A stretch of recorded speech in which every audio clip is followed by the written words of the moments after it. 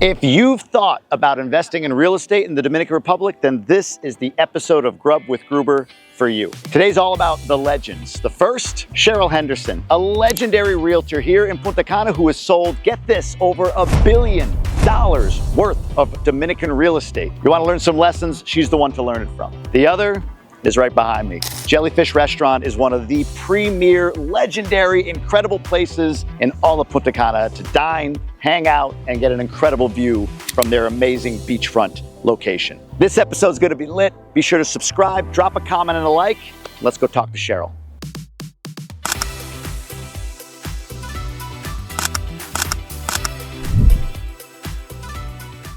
You moved here, Cheryl, 21 years ago? No, 18 years ago. 18 years ago. Yeah. What was it like here 18 years ago? The jungle. Do you have electricity? Sometimes. Yeah. Really, it was sporadic Yeah. sometimes, and but it was an adventure. For me, it was an adventure. You said you had a shower with buckets?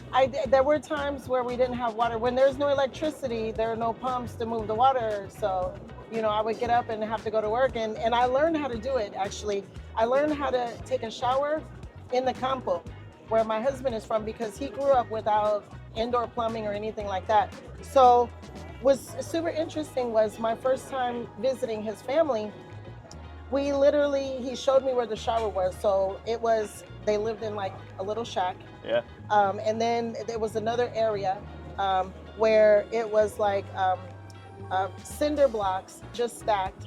So if you leaned on them, they would fall over. So they were like, don't lean. So some stacked cinder blocks, like a burlap bag and a hanger was the door. So you have this hanger and the burlap bag was the door, and a bucket for the water and some cans and soap. So you would get the bucket from the spigot because there was no running water, and have the bucket, and then you would go like this. Yeah. And so Soap up, pour it over. Soap up and take the can. So for me, it was evening, and I didn't like cold water. I'm American, I like warm water. And so then I'm throwing the water on my ankles, like trying to get used to it. And they're like, you can't do that. You got to start from the top, or else you're going to need too much water. Right. So they nicknamed me he kind of nicknamed me like prima donna, because I required 2 buckets of water. And they would heat up the water for me, and I had to learn how to throw the water over me and take a shower outside under the moonlight. So. Unbelievable. And you're from Tacoma, Washington? Yes. By way of Philadelphia. Yes. And now you're here. Is it true? I think you said this. You came here for like a week and sort of never left? I came here for vacation Yeah. in December of 2005. Okay. Just vacation, eyes open for opportunities. And Really? You were coming like, let's see what's there. Let's see what opportunities there are. let's see what opportunities there were, because I was looking for a school for my oldest son, who was 4. We were trying to get him into kindergarten. All the private schools were hard to get into. They were very expensive in Philadelphia, and we thought, let's go somewhere else. Maybe we could live somewhere else. Me being an Army brat, I moved all over the place. In Philadelphia, we didn't have family, so I figured it wasn't my last stop. So we were open to see where we might go, and we came here on vacation, and that was it. Wow. So did you go back and then move back? Yeah. What was that timeline? We went back after a vacation in December. Then we came back in April, signed a lease, and then on June 1, one-way flight. What was here? When you signed a lease, like where? Actually, we stayed in La Romana in Casa de Campo. Oh, wow. Because there were actually not really a lot of options here in Bávaro, Punta Cana. And so I stayed in Casa de Campo for 3 months. How was that? Lonely. Lonely because of like the types of people, or lonely because of just that's the culture of that neighborhood? Yeah, Yes. both and. So, I'm here with a kid, he's 4, and we're in Casa de Campo, where there's big houses on big lots. So it's not like you have neighbors or anything like that. It was the summertime, and there just really wasn't much going on. To me, Casa de Campo is a place people go when they want to be alone, Yeah. when they want to get away, when they want to have privacy. Yeah. And so, it's not like people are being really neighborly because they really want to be alone. Yep. So it was, to me, it was a kind of a lonely place until I came here to the Bovril Beach where we are right now. Yeah. And there were people, there was a vibe, there was music on the beach, and young people from other countries. I met a guy from France, Roman, who was one of my closest friends. We went through a lot those early days. And his girlfriend, now wife, Natalia from Russia. We met some folks from Canada. So, you know, I was the American, we had the Canadians, the French, the Russian, and we were all learning languages. Yeah. We were all like, hey, I'll teach you my language, you teach me yours. And I was just like, okay, this is where I need to be. What did you see, like, coming here? Like, so I'm thinking of 20, I started coming 15 years ago. And I'll admit, like, I don't have your vision. Because when I came, it was like, this is third world, right? This is way far away from anything that Covered seems wagons. like, right, exactly. And obviously it's come a long way. Yeah. But did you see this, what it is today, back then, and how? Yeah, I did. Like, what did you see? Like, I have to understand that vision. You know what I saw? I saw two things. Number one, at the time, I was working with Remax. I spent 20 years with Remax. So I have been with Remax since 2000. So I saw a sign with Remax. So for me, I was like, hey, they're doing real estate down here. Like there's real estate business somehow. And I saw some construction trucks. And so to me, it was like, if they're doing real estate here and if they're building, then I want to learn how to do business and help people do that. Being in real estate, at that point, I had been in real estate for about 5 years. And if you're a realtor, everywhere you go, you look at property. You want to know how much does this cost? How much does that cost? It's just natural to want to know how do other places compete or compare. And I tried to find somebody to work with me, and I couldn't find anybody who could really speak the language, who really understood. Nothing. I just couldn't. And so for me, I thought at that point in time, if there's real estate here, if they're building stuff, I can learn Spanish, I can learn business. I'll be the one. You can also speak the English-speaking market, right? U.S.-Canadian market. That was the idea. I will be the one to help them do that. I'll learn the ropes so that they don't have to come down like I did. And there was really a hard, complicated communication with real estate people. Yeah. And so I just said, listen, let me see what I can do. It could be an adventure. I'll learn Spanish. Yeah. Have my son have an international experience. Big appeal for me too. Yeah. Which, it is, because when you do it, I grew up like that. I lived in Korea. I lived in Germany when I was a kid. I had learned German, which is my second language, and I thought that was a good experience for me. Mm-hmm. So I'm okay with my kid to have that experience. Yeah. There's no better way to learn a language than to live in the country. Yeah. So let's before I forget, I wanna. You have two nicknames. Two nicknames. One we have to put to bed, and one that still exists. So the first nickname is, you said it, the Remax lady. You're no longer the Remax lady. I am not. Ay, Dios mío. Oh my goodness! Look at that. That's my go-to Spanish phrase. Ay, Dios mío. Ay, Dios mío. Ay, mi madre. Ay, ay, ay. All right, tell me how to eat. Gracias. Tell me how to eat this. Do I dip with the, and what is this? This is a... It looks like... Tuna tartar? Yes, sir. Yeah. Tuna tartar with aguacate? Yeah. Yes, sir. Okay. Do we just dip in? Yes, sir. Just take this, or? Yes. Okay, I'm just making sure I'm going to do it the right way. Please. Okay. Dive in. You want to spoon it off onto your plate? Yeah, let's do that. I'll help you. Every one of these that I do, I'm going to use this chip. I haven't eaten it. Use this chip to push it on your plate. Every one of these I do, I don't know how to eat, I realize. I honestly don't. I don't know what the right etiquette is. If it were at home, just get it in. I would just stick the chip in there and start eating. But I don't want to look like a Neanderthal. One way or another. Let's give this a shot. And then I want to put so Remax lady is no longer. Now you're the Keller Williams lady. Not really. That never really caught on. No. But I mean, point is, like, you know what they call me? You've moved on. Kelly. Yeah. Kelly. They call me Kelly. They call me Cheryl Williams. Yeah. In the beginning they do, because Cheryl Williams? Why Cheryl Williams? Because it's Keller Williams. Oh, Cheryl Williams. Cheryl Williams, Kelly, and when we first came to the country, they thought we were a paint country. When we first paint company, yeah. Yeah, because Sherwin Williams. Sherwin Williams. So that's here. Yeah, that's true. It was a lot of confusion. But we're not going to call you the Remax lady anymore, because you've moved on from that. But you are the billboard lady. Okay. We're going to talk about that in a second, but let's try this out first real quick. Okay. All right, let's give this a whirl. Let's try. Oh. on the chip. It looks delish.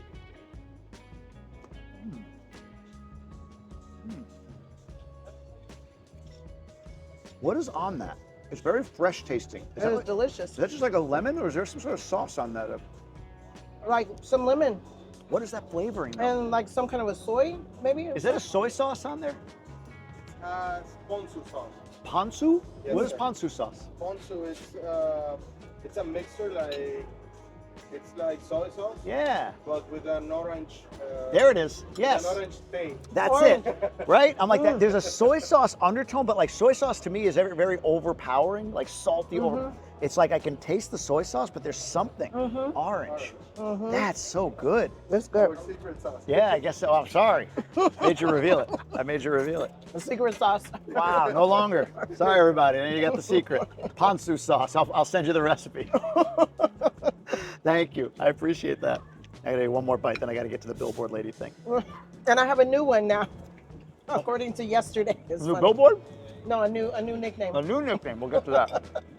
All right, billboard probably lady. guess. You have no less than 11,000 billboards in the Punta Cana area, I would say. Is that fair? A lot. I don't know how many. What is that, like, are you the first? Are you, people know you as the billboard lady, I'm assuming not just because you have a bunch of them, but like, did anybody else do this? Because there's a lot of them now, No.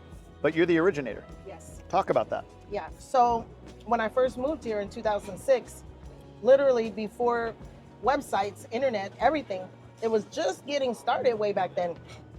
And I thought to myself, how do I let people know that I'm here? Like, how do I let people know that I'm here to do business? Yeah. And nowadays, the first thing you're going to do is you're going to get a website. Obviously, that's what you do in 2024. But back in 06, I was like, how am I going to do this? And I thought, if I put a billboard on the road between the airport and the hotels, maybe somebody will see it and they will call me. And that's what happened. Yeah. I put a billboard out. When I first put the billboards out, people would ask me if I was a politician. Because, no, really, That's what's up. You that- always see billboards for politicians, right? Right. I said that's what's up, like I'm cool, but I meant like that's what's up. That's Literally. what you yeah, see. Yeah. And so people ask me if I was a politician because, of course, during elections, billboards about politicians see. all over the place. Yeah. But now it has really changed. Nowadays, the billboards are mostly realtors. Yeah. There's a ton of them. And real estate. I see them all. I see them all. Even people who don't live here. So it's like in Santo Domingo, they live in Santo Domingo, but they don't have billboards in Santo Domingo. Yeah. They have the billboards in Punta Cana. But you still invest in them. Oh, yeah. Are they still like a thing? Yes. They still do well. Like you still get calls, you still get leads from the Well, billboards. Just before we started filming, there was a guy that we met right on the beach, and you heard what he said. He was like, "Oh yeah, I see you." Mm-hmm. So All over it the works. billboards. What's the new nickname? The veteran lady.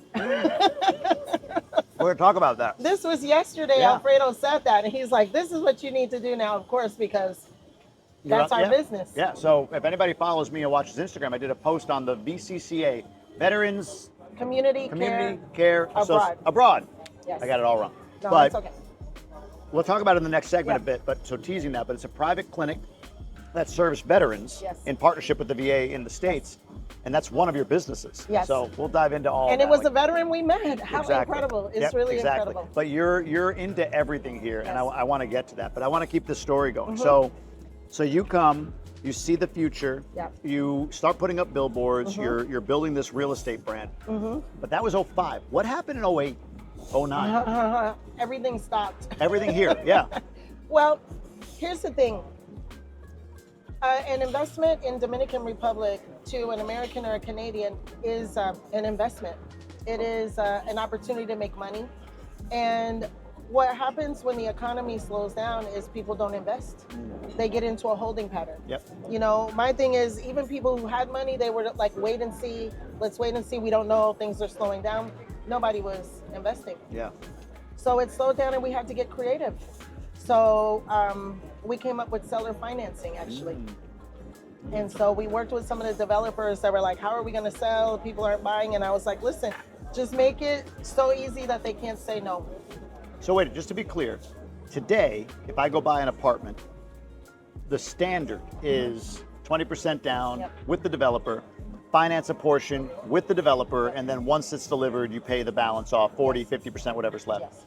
Maybe, is this what you're saying? Yeah. That started in 08, Well, 09? Well, seller financing longer term. So we had developers that were financing for 8 years Oh, wow. with Wow, an wow. interest rate. Wow. So people would come and they didn't have to go to the banks. They didn't have to have all the money, because before people came with all the money to buy their properties, or they went on a payment plan throughout the construction. But when the economy slowed down and people decided to go into wait and see, we had to compel them to buy. Yeah. So how do you do that? You tell them that they maybe don't have to put anything down and just go on a payment plan with the builder, take the keys, and voila. Wow. Oh, gracias. Gracias. Oh my gosh. Wow, that looks delicious. Octopus carpaccio. Okay. Nice. After you. Oh, and there's something else. All Is there right. something else? Teach me what to do here now. We put that on the bread? Yes, sir. So we put that on the bread and eat the bread. Okay. Thank Got you. it. Thanks for teaching. After you, Jamie. I'm going to try this. Yeah, go ahead. Give this a whirl. My wife says, like, you know what I love? I think I told you this. You know what I love about this series that you're doing is you have to test Yeah. different foods that you've never eaten before. I've never had octopus carpaccio. I've never Me had neither. tuna tartare, and that was really good. Was that good? Is this a first for you? Not for the tuna No, tartare, this. but yeah, this. All right, well, Let's see. I'm going to wait for you before I take a bite. You're gonna wait for me. Okay. Yeah. All right. Scoop it on. I'll go first. There's the healthy stuff. the I'm okay arugula. to bird dog. Yes, I'm not going to try I'm vegetables green and meat. stuff? They don't agree. Uh-oh. I never understood vegetables. You never understood vegetables. No, I don't get it. I think that's for like rabbits. Rabbit food. Yeah, it's not for human consumption. So, to you, Is it good? it's very good. Very good. Oh yeah, that's good. Wow. I'm gonna be Tasty. stuffed today. I know. Wow. I'll have one more, but I'm gonna ask you some questions while we're doing it. Mm-hmm. So seller financing became a thing. Mm-hmm. 8 years, all of that good stuff, Yeah. and that kept the market rolling for you. Yeah. That kept things kind of like. Did it show a slow? Was it down at all, or was the seller financing like? Oh no, It just reversed we just off to the races. it was well, here's the thing with real estate. The ups and downs, the ins and outs. With real estate, there's always a buyer somewhere. So you just have to figure out how to find that buyer and give them what they want and communicate with them.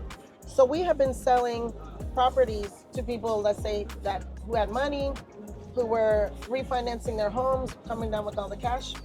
Then we had a market of people who could not buy a property otherwise. So guess what? All I got to do is sign and make the monthly payments. Great. Yeah. So then we tapped into the market of people who maybe did not have the means to buy. It wasn't so much like a wait and see. It was more like I can get a property in Punta Cana, in the Caribbean, Yeah. for this price, and all I have to do is put a little bit of money down and make the monthly payments. They were like all day long. What were prices back then? What was like a 1-bedroom beachfront, let's say? Beachfront, less than 100,000. Less than 100 grand. Oh yeah. Can't get Some of anything these for less than communities- 100,000 beachfront today. No. Right? People still ask. They Not say even, like, oh. not even 200 in Right. some cases. Yeah. Right on the beach, these communities like Playa Turquesa, Stanza Mare, that were being built back then.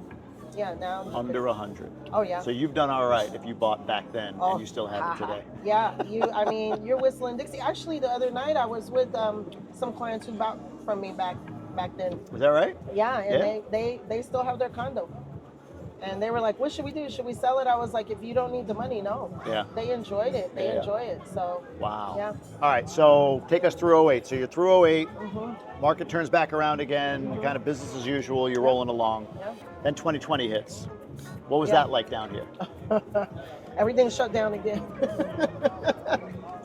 Yeah. But this time, literally, the borders shut down, right? And the same thing, like my attitude is always, when things go down, there's something that will go up. You have a saying, obstacles are, what is Detours. it? Detours. Like Yeah. a change direction. Yeah. And a lot of times, my goal is to take the next step up, like to actually level up when there's an obstacle in the way. Yeah. And so, I when COVID came, we just decided to look for where the opportunities were. Yeah. Where are the opportunities? Because everything is going down over here. Let's get on the escalator going up. What's going up? What was going up? An opportunity for me to level up in my business. And I had been with Remax, like I said, the 20 years as a broker owner in Punta Cana. I owned my office, I did my thing. And COVID gave us the opportunity to bring Keller Williams, which we're actually celebrating our anniversary in a couple of days. Oh, no kidding. So, Congrats. yeah. Wow. It was the 9th of July, 2020 that we launched Keller Williams. Oh my Dominicana. gosh. How's everything going so far? Very good. I'm Very full. good. No, I'm More not full. food. That's a lie. It's an oyster duo. Those are fresh oysters. They come directly from France. Nice. You need to put the lemon on it and just a little bit of this sauce Okay.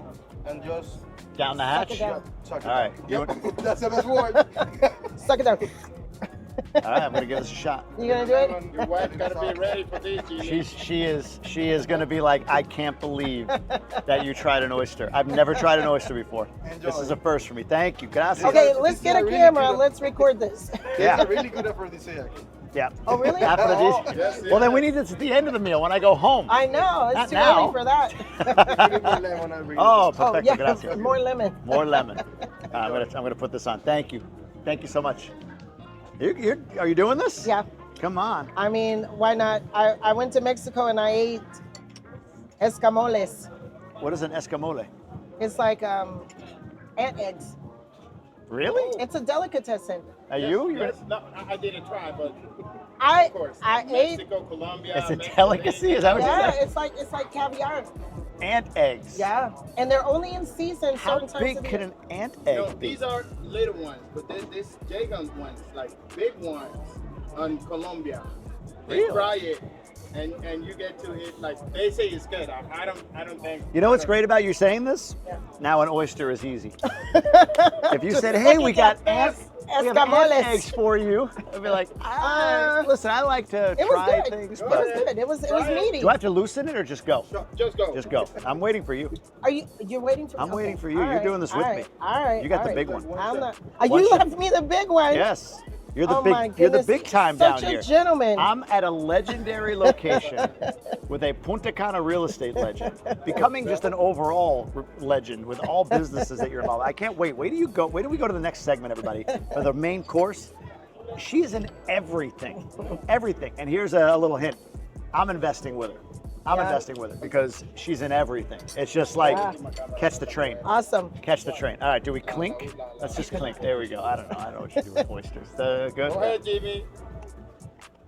You're gonna see it's good. Come on. It went right down. Yep. I didn't even get a You chance don't to chew bite it? Do we chew it? Don't chew it. Just Wow. You can, So but you're it went gonna right say- down. It slid just- right down. I didn't even it know went it was there. automatically. Yeah, it's like Just- liquid. okay. That's good. all right. Like the lime, the flavoring was good. You don't want to do this, do you? I'm gonna do it. Look, I'm Mikey. I'll try anything. Try it. Those are good though. The flavoring is really good. Like you don't even taste the oyster. Yeah, exactly. Is that a thing with oysters? Oh, well, now I know. Here I am Does worried that about. Does that look appetizing? That looks good. To That you? looks good. Really? You want it? No. Most people, come on, you could do it. Yep, there she goes. I love it. She's gonna be afterward like, never, That's good. ever That's good. ask me That's to do good. that again. There's the lemon, the That lime. was good. Yeah, Look at her face. She's happy now. I think they That were was excellent. good. Can I get another one? No, I'm joking.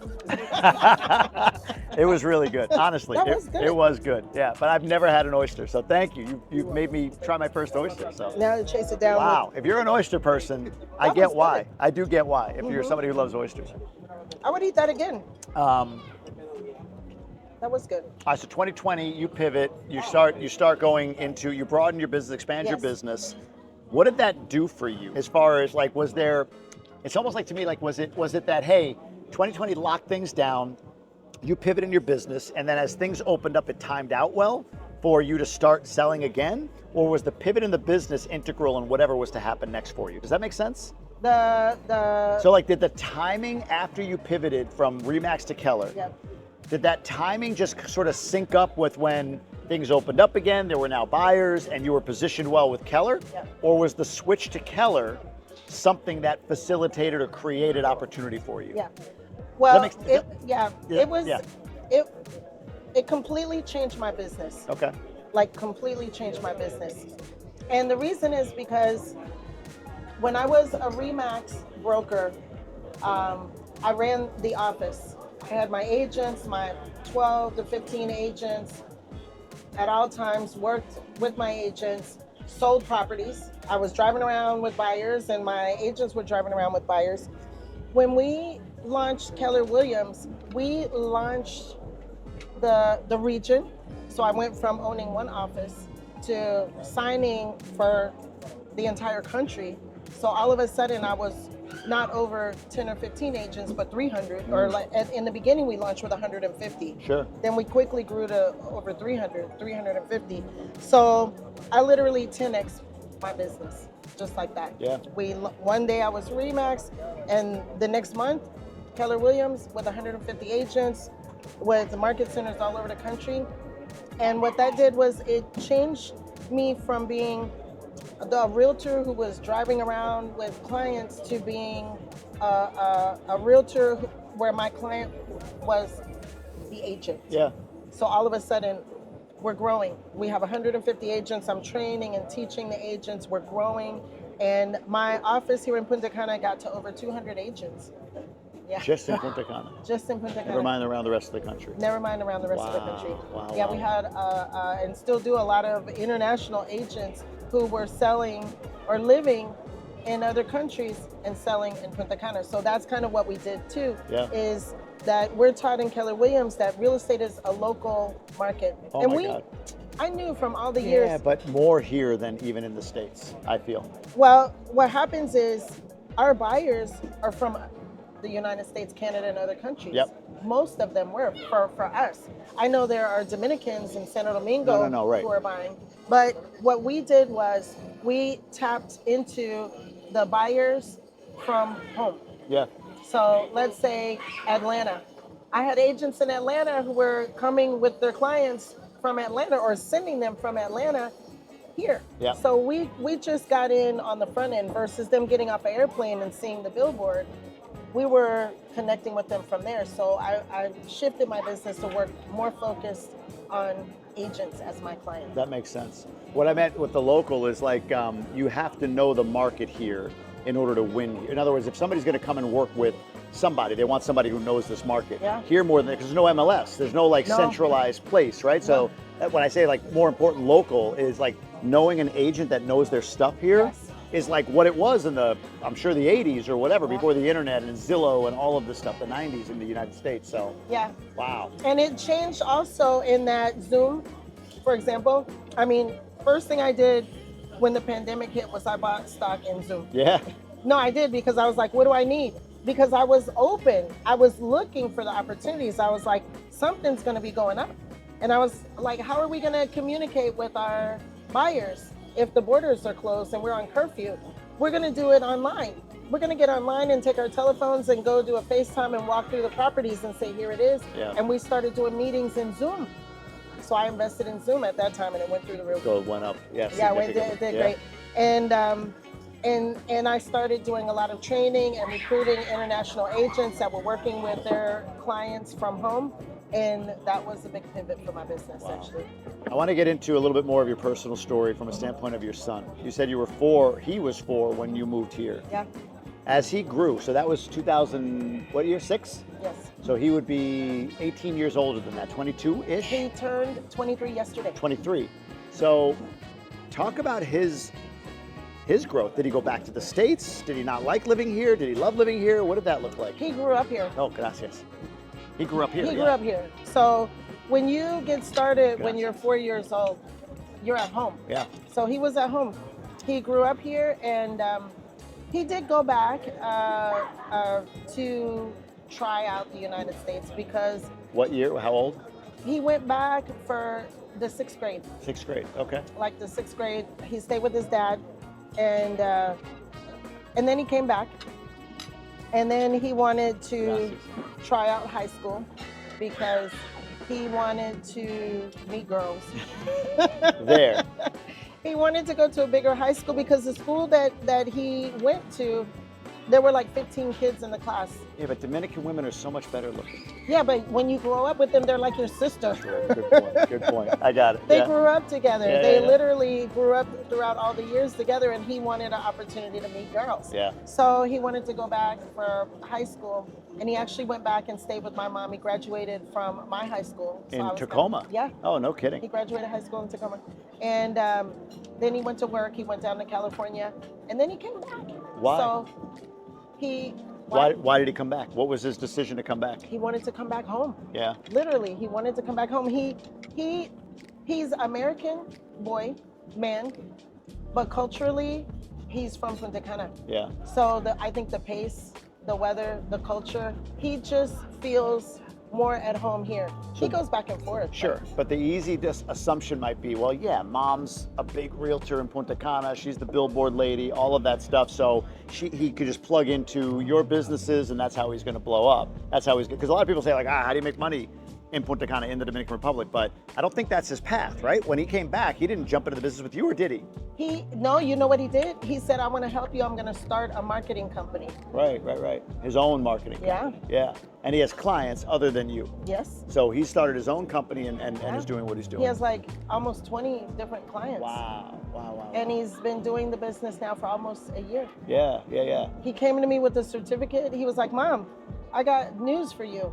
And I was like, what? He was like, look, and he showed me his certificate, his license with Meta or something. He went to a class and he was like, look at what I did. And I was like, oh, okay. Yeah. He was like, I want to help you. Yeah. You need help with the marketing and I want to help you do the marketing.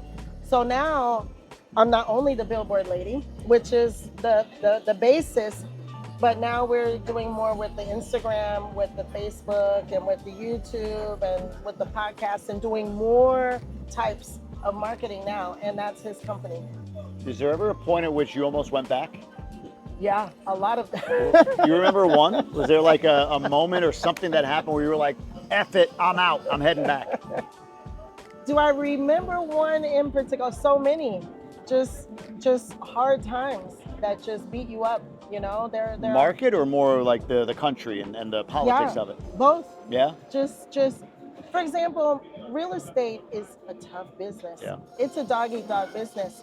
And let's say the hardest for me was just getting cheated out of commissions, let's say, or when my agents would go through a hard time that I couldn't really protect them from. And it makes you wonder if you want to stay in the environment, you know, and it's tough. We've even in the early days, we were fighting amongst each other a lot, the early realtors that were here, because there were so few buyers, so few properties. It was hard. Dog eat dog. It was literally dog eat dog. I mean, I went into a bill paying business. I tried all kinds of different things to bring in other money, and paying bills for $5 a bill. Wow. I did that. Yeah. You know, it's like, hey, you bought a property. If you need us to pay your electric bill or your this bill or your that bill, we'll pay it for you, and you pay us $5. You created that? Or Yeah. Wow. La Caja was Yeah. the name of that company. What does that mean? The cash register, Oh, okay. the box. Okay, gotcha. La Caja. Yeah. So I started a company called La Caja. It's gone? Well, it's still there. When I opened my bank account, it's still there with like 85 cents. But never- the effort in it is gone. No, we're not doing that anymore. Wow. And you, we're going to get into development and some other stuff in a minute here, but you've also been scammed. Yeah. As an investor. Yes. Can you talk a little bit about what you learned or what that was or whatever you want to share? That was one of those moments where you level up.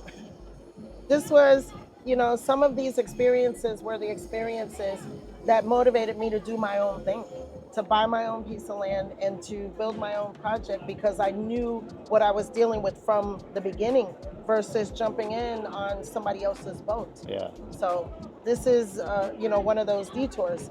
And I came down, this was around one of the times was when I first moved here. And I went to, you know, one of the most reputable law firms in the country. And I asked them if I should invest in the project. And they were like, yeah. And I thought that I was buying a 3-bedroom condo in the marina. Mm. And In Cap Cana. no, in cabeza de toro. Oh, cabeza de toro. Okay, got you. Yeah. Yeah. And I put like $167,000 into Wow. Did you have it? Or I was did. was that everything? that. It was not everything, Yeah. but it hurt. That's a big chunk. 167 Yeah. grand. Wow. Yeah. And what happened? They never built it. Oh my God. They never built it. They never did build it. So gone. Yeah. Gone. Money's gone. The whole Yeah. thing. Up in smoke. Yeah.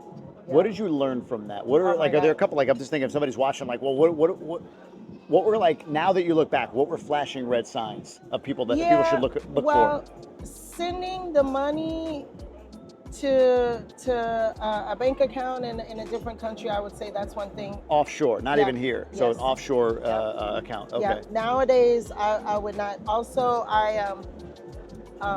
they didn't have the developers were not from the country. Their team was not from the country. Everything was like remote Yeah. in a way. And it turns out they never did have rights to the land. It was just a scam. Yeah. I mean, you don't know it if you haven't seen it Well, before. and you said a reputable attorney notified you of it. Did you ever go back to that attorney? I sure did. What did they say? I didn't say that. You didn't say what? They didn't. Oh, they said recommend- I didn't that recommend they it. didn't recommend it. Oh my God! But they knew. No, I don't think they knew. I don't think that they would have. they didn't own it. I don't think that they knew that it was a scam. I And never they had a lot of clients in that project. because you're a woman. Is there anything there? Because like this is more of a machismo culture, right? Yeah, I very. feel like. So it's was Latin. it? Was it? I don't know how to ask this without a sound, but like I'll just ask it this way, and you take. Was it easier to take advantage of you from their perspective? Like, do they feel it's easier to take advantage of you because you're a woman, especially back then? Yeah, Yeah? I think so. I think because I'm a woman, because I think a lot of it because I'm not Dominican. Yeah. I didn't speak the language. I mean, I was an easy target. You were a mark. I was like, Yeah. look at her. Yeah. You know, you could just push her around, and I got pushed around. You also, I believe, had learned something about land rights. Oh yeah. Can you talk about that story about like land and how it could be taken over from you? Like, go through. Yeah. You told me the story, and I just thought this has to be talked about here. Yeah. So, give me a little bit of insight. There's a process called deslinde, which is like demarcation. So this is where a lot of people say, be careful buying land, because you should be careful buying land. There is, and it's different from buying condos when you want to buy a condo, because by the time you get to that point, these days, they've crossed that point, let's say. They've There's a crossed that survey, bridge. there's a deed, There's all everything of is sort of like done Yes. on the land itself. Yes. So the condo is set. Yes, Yeah. yes. But before that, there's, because of all of the newness of everything too, and the titles, sometimes the titles are not established. So you actually have to establish the title For whatever lot you for purchased. the land that you want to purchase. Because let's say, for example, there's something called constancia, which is where, let's say a wealthy family has like 1 million square meters, like a gazillion acres that's just over there. Yeah. You don't know where it is exactly, but they have a paper saying that they have the rights to, like even the Catholic Church has that. They have a lot of the constancia because they're like, you just have a right to X number of acres. We don't know where it is, but it's somewhere in this parcel, Oh, wow. right? Yeah. It's somewhere over here. So then what you have to do is you have to have a surveyor to come and survey and put all the points and say, okay, here is where we're going to put X number of. Hold that thought. Okay. We're going to go to the next segment. Let's check this out. Oh, Oh oh my goodness. God, this is for 2 people? Yes, sir. Are they huge people? Yes, sir. I got one stomach over here and Dude, one you have to stomach eat some over of this. there. There's no way. This is insane. Look at this. I love That this is one. beautiful. This is It one of my does look favorite meals. incredible. This Yeah. is, you know this one. Oh yeah. This is yours. This is my go-to when This I is the go. Cheryl. What is this called? Señor. ¿Qué es? Yeah. There's here you have a seafood grill to share. Here you have everything that we serve here. Our main plate is gonna be the lobster. You have langoustine. You also have mahi mahi fillet. You have shrimp. You have octopus, calamari rings, and some antipasti. This and butter sauce and some lime. Yep. You should just drip it. Where is this from? I'm sorry? Where is the fish? Where's the seafood from? Like, where is it caught? Is it Oh, from here, directly from here. right Yeah. here? Oh, We wow. work with features, with local features. Incredible, man. All right, what do I start with? Where should I start? As all you up to wish. you. No, It's no, up no. to you. What is your recommendation? Where do I start? Well, of course, the lobster. The lobster. Okay. Yes. Just like Yeah, it's definitely not cut it going to in be half that. and just share. Cheryl, this is your dish. You show me what to do here. Enjoy. Grab one. Lo van a traer ahora que se me rompió. No, no, you first. Ladies first. Show me what to do. I'm Okay. gonna have a piece of shrimp. My wife said to me, Sylvia goes to me, oh, gracias for the bugs. Yes, sir. Oops, sorry. Okay, so this is what I do. Good, do it. Well, you know what? If gotta break it? we should, yeah, let's break it. Gotta move this out of the way. Can we? This is massive. Eric, you It's get delicious, this? Did you too. like get this? Yes, of course. Oh my God. People have to see this. All right, what was the dish called again? It's the. I don't even know what they call it. I just, You know what? Here, you go ahead and do that. hands are going Yeah, in. take care of that. Oh, I'm gonna cut myself on the. Okay, there you go. Oh my gosh. You know what? I was just gonna give you both of them. There we go. There you go. We got it. There you go. Look at that. I just threw it on my Enjoy. plate. Buen Like the provecho. dominant apex predator that I am. Meat eater. All right, Look here's- at that. I'm gonna Oh my dip this in the goodness. butter. It's all yours. I love shrimp. And it's so funny because I don't think I've ever eaten one of these. I always serve it. Is that right? Never had a lobster? I've had the little pieces. Wait a minute. You come get here all this the plate time. and you eat everything but the lobster. Because I do like this. Here, there's yours, there's yours, there's yours. That's ridiculous. Ridiculous. Wow. Yeah, I like to share. This place is insane. I remember Yeah, when we first Jellyfish. moved here.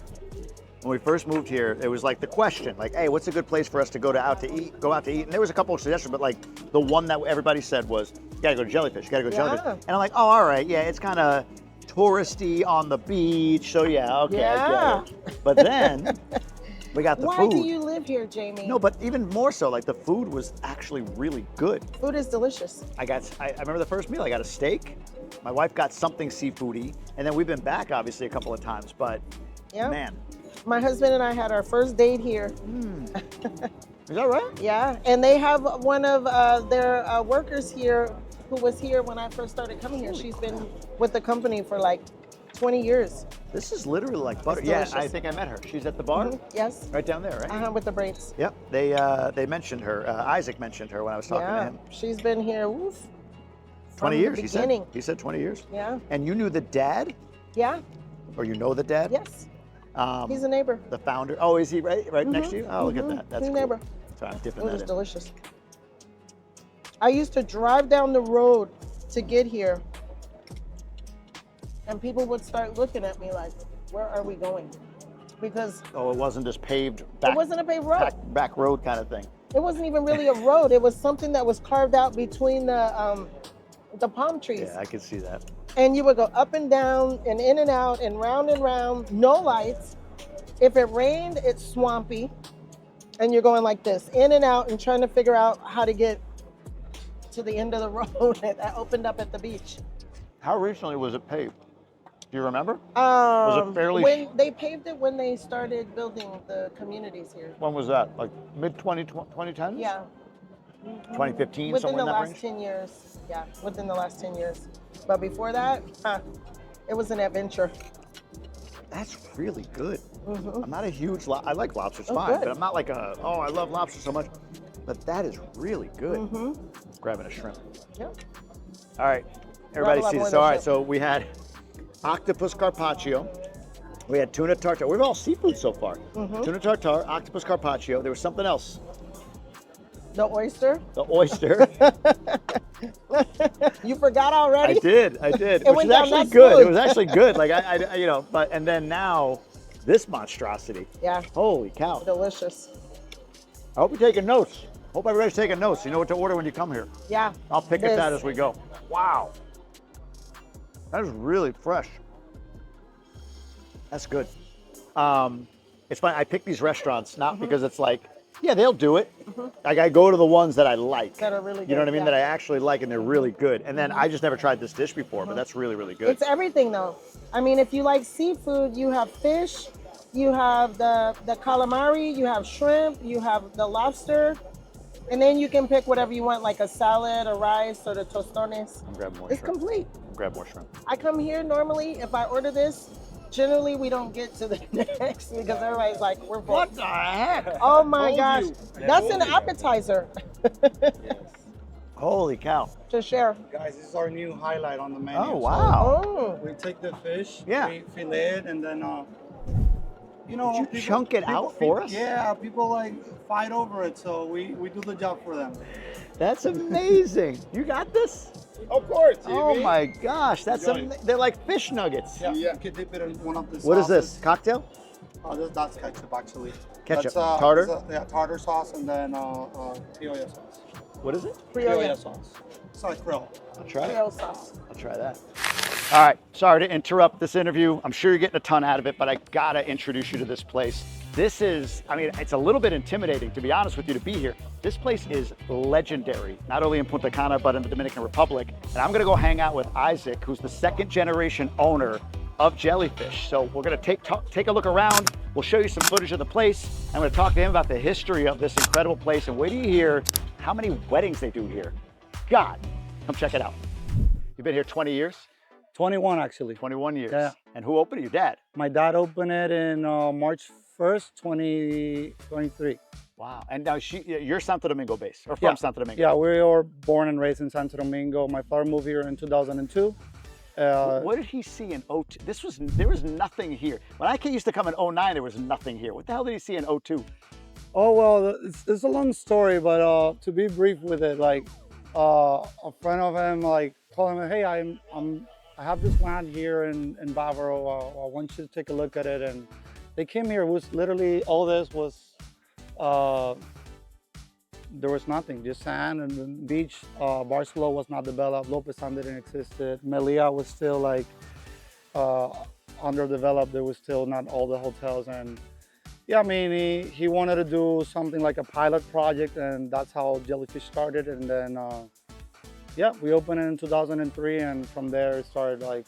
Was it this, or Yeah. was it just like this? Same structure, obviously, no buildings Two around. stories, the whole nine, Yeah, right yeah. out of the gate. Two-story building. It was made for like 80 guests. The second floor was supposed to be a lounge area. Now it's obviously dining area. And the beach has changed a bit as far as the furniture, but the structure is still the same. Now you're taking over, Fortunately, yes. fortunately. Yeah. But you spent some time in the States. Yeah, I go back and forth every once in a while, but now I'm moving here permanently. And Anybody that comes down here, Jellyfish, Jellyfish, Jellyfish. Everybody knows Jellyfish, no doubt about it. With you coming, like we talked, your dad had another business. Yeah. Right, and then he and his father had that business, then your dad moved here and opened this business, and now you're kind of taking this business. What are you gonna do? What are your plans here? Can we know? yeah, of course. Actually, I have a business in plan. It's called Destination Jelly. It's already open, and it's like a little baby right now. It's hospitality, basically. A lot of the events that we host and a lot of the clients that come here, the only thing that was missing to us is where do they stay? A lot of our clients that don't know, they ask me, hey Isaac, where should I stay before coming to Jellyfish? Well, now we have a place for them, and that's what we're developing. What is that? What are you're building, like an apartment complex? Actually, Or a here, resort? yeah, here in Playa Crowd, we sorry. together with the investors that have invested here in Playa Crowd, I'm managing for them, and then basically they're Airbnb, vacation rental properties, and that's what we're doing. And also for events, we can host them together with all-inclusive, like how they do in resorts, but Wow. super high quality. So you're selling the units, or does Jellyfish own all of the units and Airbnb No, them? it's private investors. So you're private investors, people are buying these Yeah. units, and then they can Airbnb them out Yeah, yeah. through, is it a management Through us, company? yeah, through us. Wow. All right. Entrepreneur. Give me that. True entrepreneur. I love that. We've had incredible. so many conversations about him and his instincts. So entrepreneurship all the way. Okay. He wants us to walk. So the videographer's telling us walk. Eric, we're gonna walk.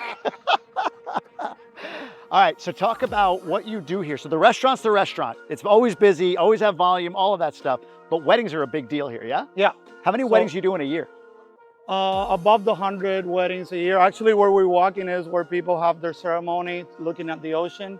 Wow. And then that area, we structure as a dance floor, DJ, and because we provide all of the services, so we're a turnkey wedding basically. So when clients approach us, say, we want to do our wedding here, we provide not only their food and their beverage, we have our own decor department, our own transportation to pick them up at the resort or at the airport.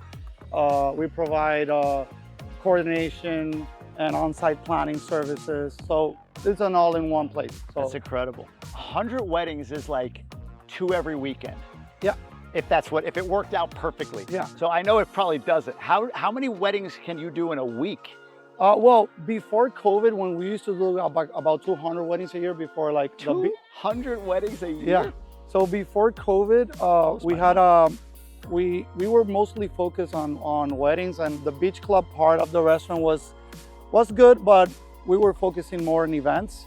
On an April, our streak was 27 in a row, basically. 27 So days yeah, in a we row. were going crazy with all the different colors per day. So yeah, we could turn over as many weddings as possible back to back. I told you, so I was in the restaurant industry before I was a corporate guy. So this resonates. Like, I understand the volume of the restaurant. I get the idea of the business side of what a restaurant is, but for you to do 100 weddings, let alone 200 weddings in a year, that's insane. So We're aiming towards that again, but the market has to kind of come back. Yeah, come back. Yeah. Come back. Is there a place people can go to learn about the wedding side of it? Is there a website or an Instagram? Yeah, Or where do on our people go? website, on the Jellyfish Restaurant website, we have all the information there, also for the lodging and so on. Everything's Yeah, there. yeah. Very cool. Very cool. Anything else we need to know about this place? I mean, this is like I said it in the intro. This is like this is an institution in not only Punta Cana but Dominican Republic. So anything else we need to know about Jellyfish?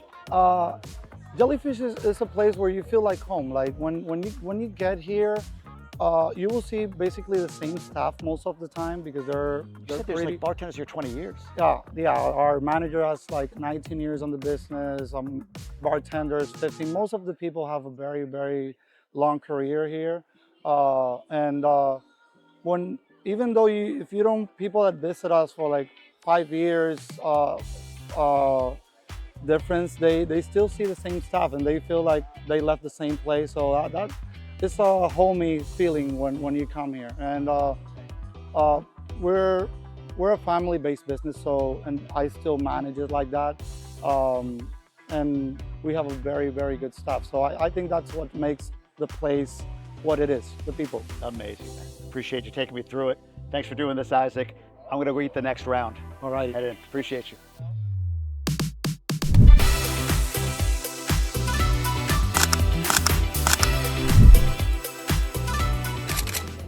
Whenever you see tostones, Jimmy, you need to capture. Yes, There's no tostones without capture. right. I said, you carved it out and fried the fish like separately. You battered and fried the fish. You carved it out right in here. Wow. You want some citrus in it? Just squeeze the lemon. Oh, that's a good idea. Yeah. I always forget that. It's a thing down here that I always forget to do. Thank you, Isaac. My pleasure. Wow.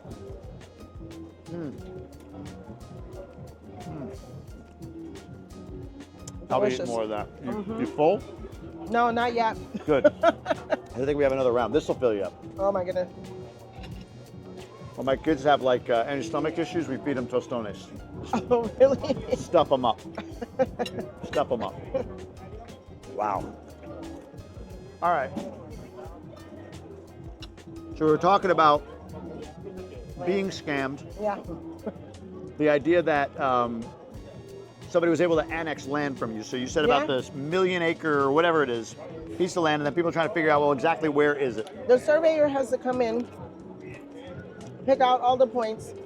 Nowadays they do that with geo, and What, like satellite? type yeah, of imagery? satellite. Yeah. Now you can't, because sometimes they had properties lying on top of other properties. No, I mean it was rustic. But when they do that, then they take this title or constancia with the 1 million meters. Let's say they're breaking off 100,000.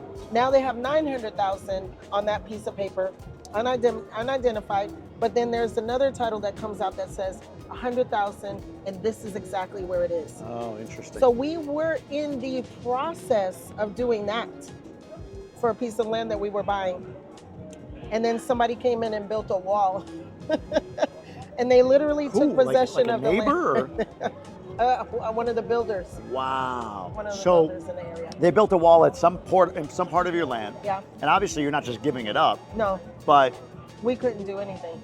so you just lost that land. Yeah. Wow. So what is that?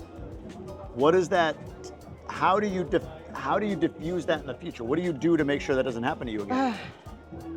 Well, we've since bought land and we built the wall. You build the wall first. You don't leave it out there. You literally. Oh, that's the land take with the possession. road. Yeah. That's right. So we drove around Yeah. and went to one of your, and we're going to talk about the other things you're into in this segment. So we're going to talk about Boardwalk properties, talk about the VCCA and so on. But let's start with Boardwalk.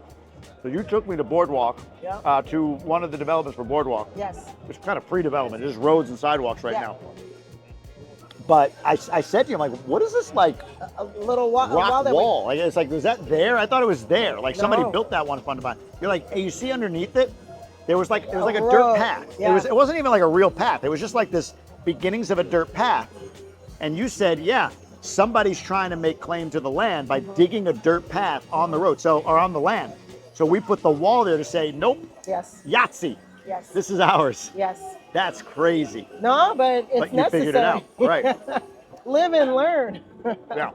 Live and learn. I mean, yeah, we've learned a lot over the years. Well, with Boardwalk specifically, so we're talking about me investing. So I'm investing in a Boardwalk property, Yay. which I'm excited about. Thank and look, you. I'll summarize it this way. I talked about it the other day with people that had asked me about it and were interested in investing in the same development. The reason I went with Boardwalk, and look, I've talked to a bunch of developers, and there's a lot of great developers. You know, it's not like there's only one, but the things I love after traveling around with you were one that you've been through, everything we just talked about. Yeah. Like, you know the ins and outs of the crap that goes on, Yes. and how to defend against it. You Yes. know, you've got all this scar tissue, I call it, Yes. right? That you've kind of been through. And That's one. sometimes you just have to survive it. You know, there are things that are still.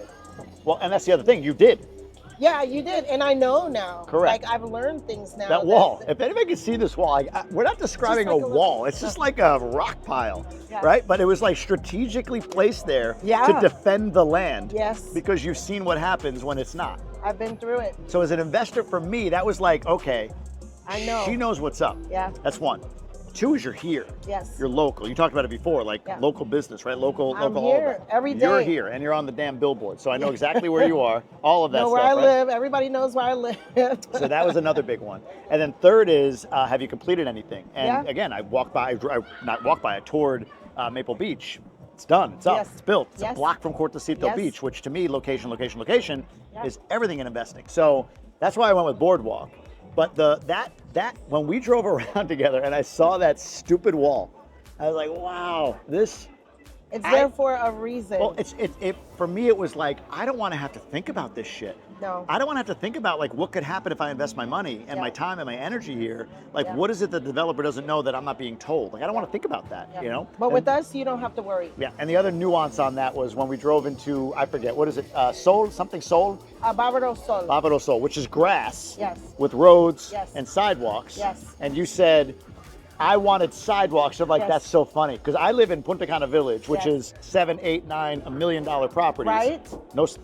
No sidewalks generally. There's like Right. on the main roads, there's a couple sidewalks, but like the side roads have no sidewalk. Yes. So we're just rolling down the middle of the roads. And those sidewalks might have been an afterthought. True. They were true. probably an afterthought. Yeah. So to see you thinking through that was Yes. like one of those little, like, you know what, I know where I'm investing now. So anyway, Well, I tell you what, I've been taking notes all these years.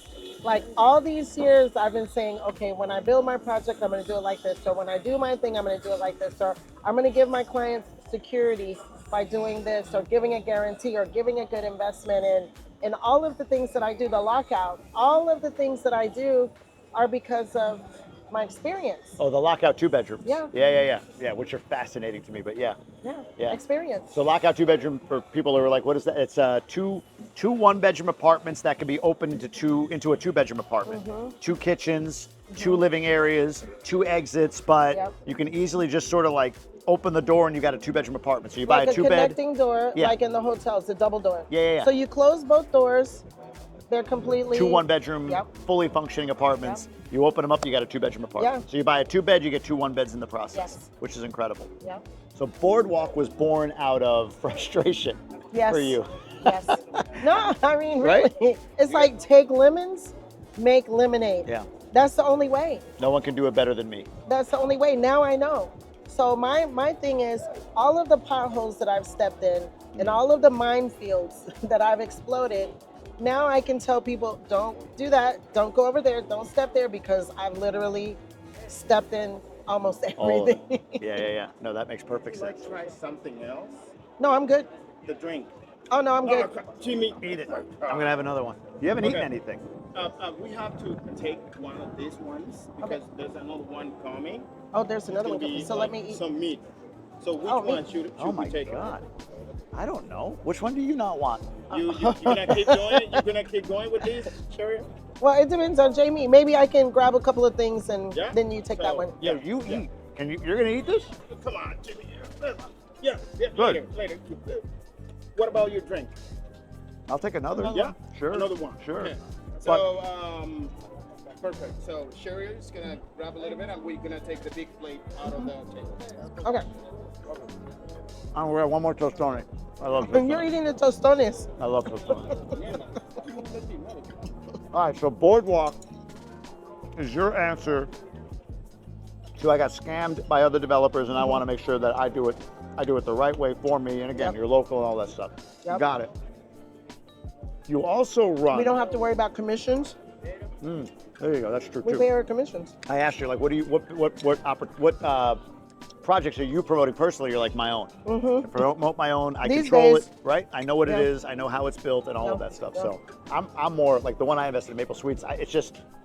It's right there. Like I Yeah. said to you, like I think you were like, oh, we're a 2-minute walk from the beach. I'm like, 2 sure, realtor. Yeah. I'm sure we're 2 minutes Is that from what the you beach. thought? Oh, every realtor. Not It that ha- I don't trust you, but It it's has like been timed. It's like 2 minutes it's literally and 2 minutes. 35 seconds. It was unbelievable. It was like walk out the front door. I'm kind of like, okay. I mean, I love Cheryl, but she is a realtor. That like, oh, We're here. we're here. We're a Captain Cook.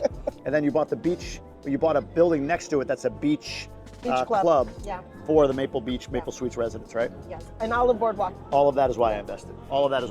So that makes perfect sense. Yeah. All right, and now not fast forward, but let's talk about, I'm gonna come back to Boardwalk for a second here, but I want to talk about the VCCA. Mm-hmm. So you're an Army brat. Yep. Proud. Proud. There are veterans that, the obvious veteran, I feel like, is the one that moves here. Mm-hmm. But then there's the less obvious veteran, which is, I can't get treatment in a timely manner Yeah. at my VA center back in the States. Yep. So can I fly down for 3 days, Yes. get treatment and go back? Yes. And oh, by the way, can it be paid for? Yes. All of it? My Yes. hotel, my airfare, all of it Yes. can be paid for? Yes. That's the VCCA. Yes. So to be really clear, Well, go ahead. that is VSI, Veterans Solutions International, that manages all of that. The VCCA is the actual clinic. Okay, so talk about Veteran Solutions International. What are the, that's just like your overall veteran solutions. Yes. What are some of the solutions within that you provide to veterans? Medical, real estate, development. We have legal. We recommend good lawyers. We help them with insurance. If they need insurance, life insurance or whatever, if they need rentals. Pretty much we want to be the one-stop shop, like a veterans solution, like a veterans support center. Is this for expats or Yes, for veterans. any veteran, regardless if you're an expat or not? Yeah. You're watching this because you heard Punta Cana is nice and you've never heard of it before. Yeah. They could contact you through Yeah. BSI Contact me. and be served. Yeah. Okay. And we help them. Yeah. We help them get into the foreign medical program, which is the program that for the medical. We're doing the medical tourism, and we help facilitate all of that. Yesterday, I ran into at the celebration one of the veterans who was on our tour 6 months ago, and he's here looking for a place to stay. He's moving back. Yeah. He's moving here. Yeah. That is what makes me excited. And to be clear, these are U.S. veterans. Yes. Whether they're Dominican American or whatever. U.S. veteran. U.S. veterans. And when he came down in January, he had never been out of the country. No kidding. He came on a tour. He went to the clinic, and he's back. Came back yesterday or the day before yesterday to get a place. On the medical side, the VCCA, you have two Yes. here, Bávaro and Punta Cana Village. Yes. So kind of in the two population hubs of the area, if you will. The VCCA clinics are privately owned, Yes. you and partners, Yes. but are partnered or leveraging a system or a program that the VA has, Yes. correct? Am I saying Yes. that right? Yeah, we are a part of a VA program. So the VA has a program called the Foreign Medical Program that allows veterans to take advantage of their VA benefits when they're abroad, when Gotcha. they're living or when they move abroad, because the VA does not have a clinic, but they partner with independent clinics that sign up for their program and that collaborate and work together. So we are a part of the Foreign Medical Program, and we are recommended by the VA. How did you get involved with that? I got a phone call. From? Yeah, I got a phone call. I got a phone call. Yeah, I love that. actually, it was a client who bought from me back in 2007, who is partners with the first clinic. So he is one of the partners on that project because they're neighbors. So I sold him a property in Vero Alto back in 2007, and one of his neighbors is the owner of the clinic. So he's a partner in the clinic, and they were looking to expand, and they were looking for other partners, other investors. And he remembered me from all these years and said, you need to talk to Cheryl because she's tied with the military and she's a good business person, and get to know her. I want to get into that in a second because I want to talk about the ability for you to be in business by being here.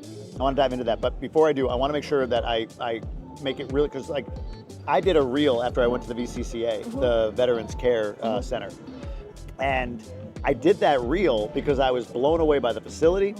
And I hear from enough veterans about how bad the VA system is. Terrible. And a lot of them that have asked me through my content, hey, is there a VA center down there? Is there somewhere for me to get medical? I'm like, yeah, at the time it was Bávaro. Yeah, there's one in Bávaro, but now there's the two. Yes. So just to be really clear, somebody sitting in the United States right now that's a veteran of any kind that says, I've been trying to get in or I've been wanting to schedule to go to my VA to get some sort of treatment. I mean, what are the limits on the treatment? Whatever they need. Dialysis.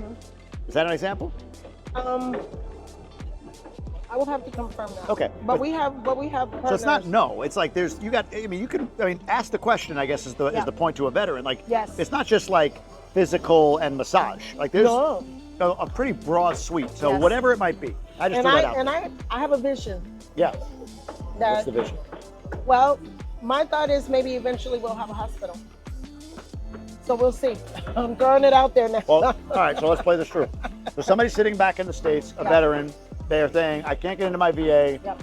In 2 weeks, I'd love to go get treatment. Yes. They can go to the VCCA. Yes. They can talk to you about potentially getting their flight covered, Yes. their hotel covered, Yes. coming down for a couple days, or they can do it as part of an extended, whatever they want to do. Yes. I mean, on them, A week. obviously. The trips are a week. And the idea is that they get a chance to enjoy. The trips are a week, like as far as what Tuesday to Tuesday. that could be taken care of for them. Yes. Oh, they can get a whole week here. Yes. Oh, no kidding. Okay. Tuesday to Tuesday.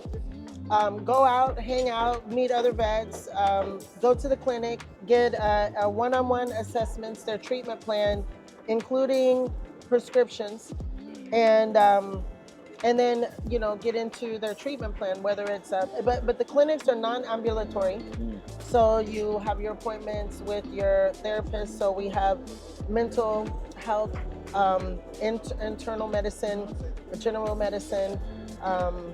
Physical therapy, a lot of the services that veterans need. And through our nonprofit, we're looking to offer supplemental insurance for everything else. Got it. Everything else. So we're looking to cover all the bases. We're still pretty new at this, but as we learn of what else is needed, we're making it happen. Yep. But the clinic's only a certain size. Yeah. if the clinic doesn't have the capability medically to take care of something, you have partners, We have partners. right? Like With all- regular medical facilities Yes. locally that you partnered with. That Hospitals, you can, the hospitals in the area, yes. The IMG, Punta Cana Doctors, Centro Médico, Punta Cana. Yep, All of those. that's my go-to. We're like this. And Punta Cana Doctors, those with are my them. two go-tos. Yeah, and actually, we call ahead and they help our veterans to not even have to sit and wait in lines or Oh, no ERs. kidding. Yeah. Yeah, we have good relationships. So it's not just living here veterans, it's medical tourism as well. Coming Yes. down here just for that. Coming for a week, get all your services that you need taken care of, Yes, and head back. And everything's billed to the VA. yes. Okay. So that's the So business. you can literally get off the plane and go directly to the clinic, which our Punta Cana clinic is 3 minutes from the airport. And that's a real 3 minutes. Yes, it is. I live in that neighborhood. It's right behind. I've walked from the airport to my house in about 15 minutes. Yeah. Right, and that's like crossing a traffic circle. Yeah. I mean, it's 3 minutes to drive there. Yes. Absolutely. There's also a hotel. I want to go one more because I want to talk about like your ability to get a business opportunity. Gracias. There's also Hotel Las Flores. Mm-hmm.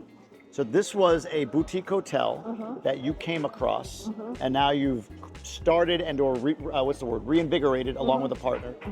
How did that opportunity come up? Well, it started out as a listing. For you to sell? Yes. Yeah.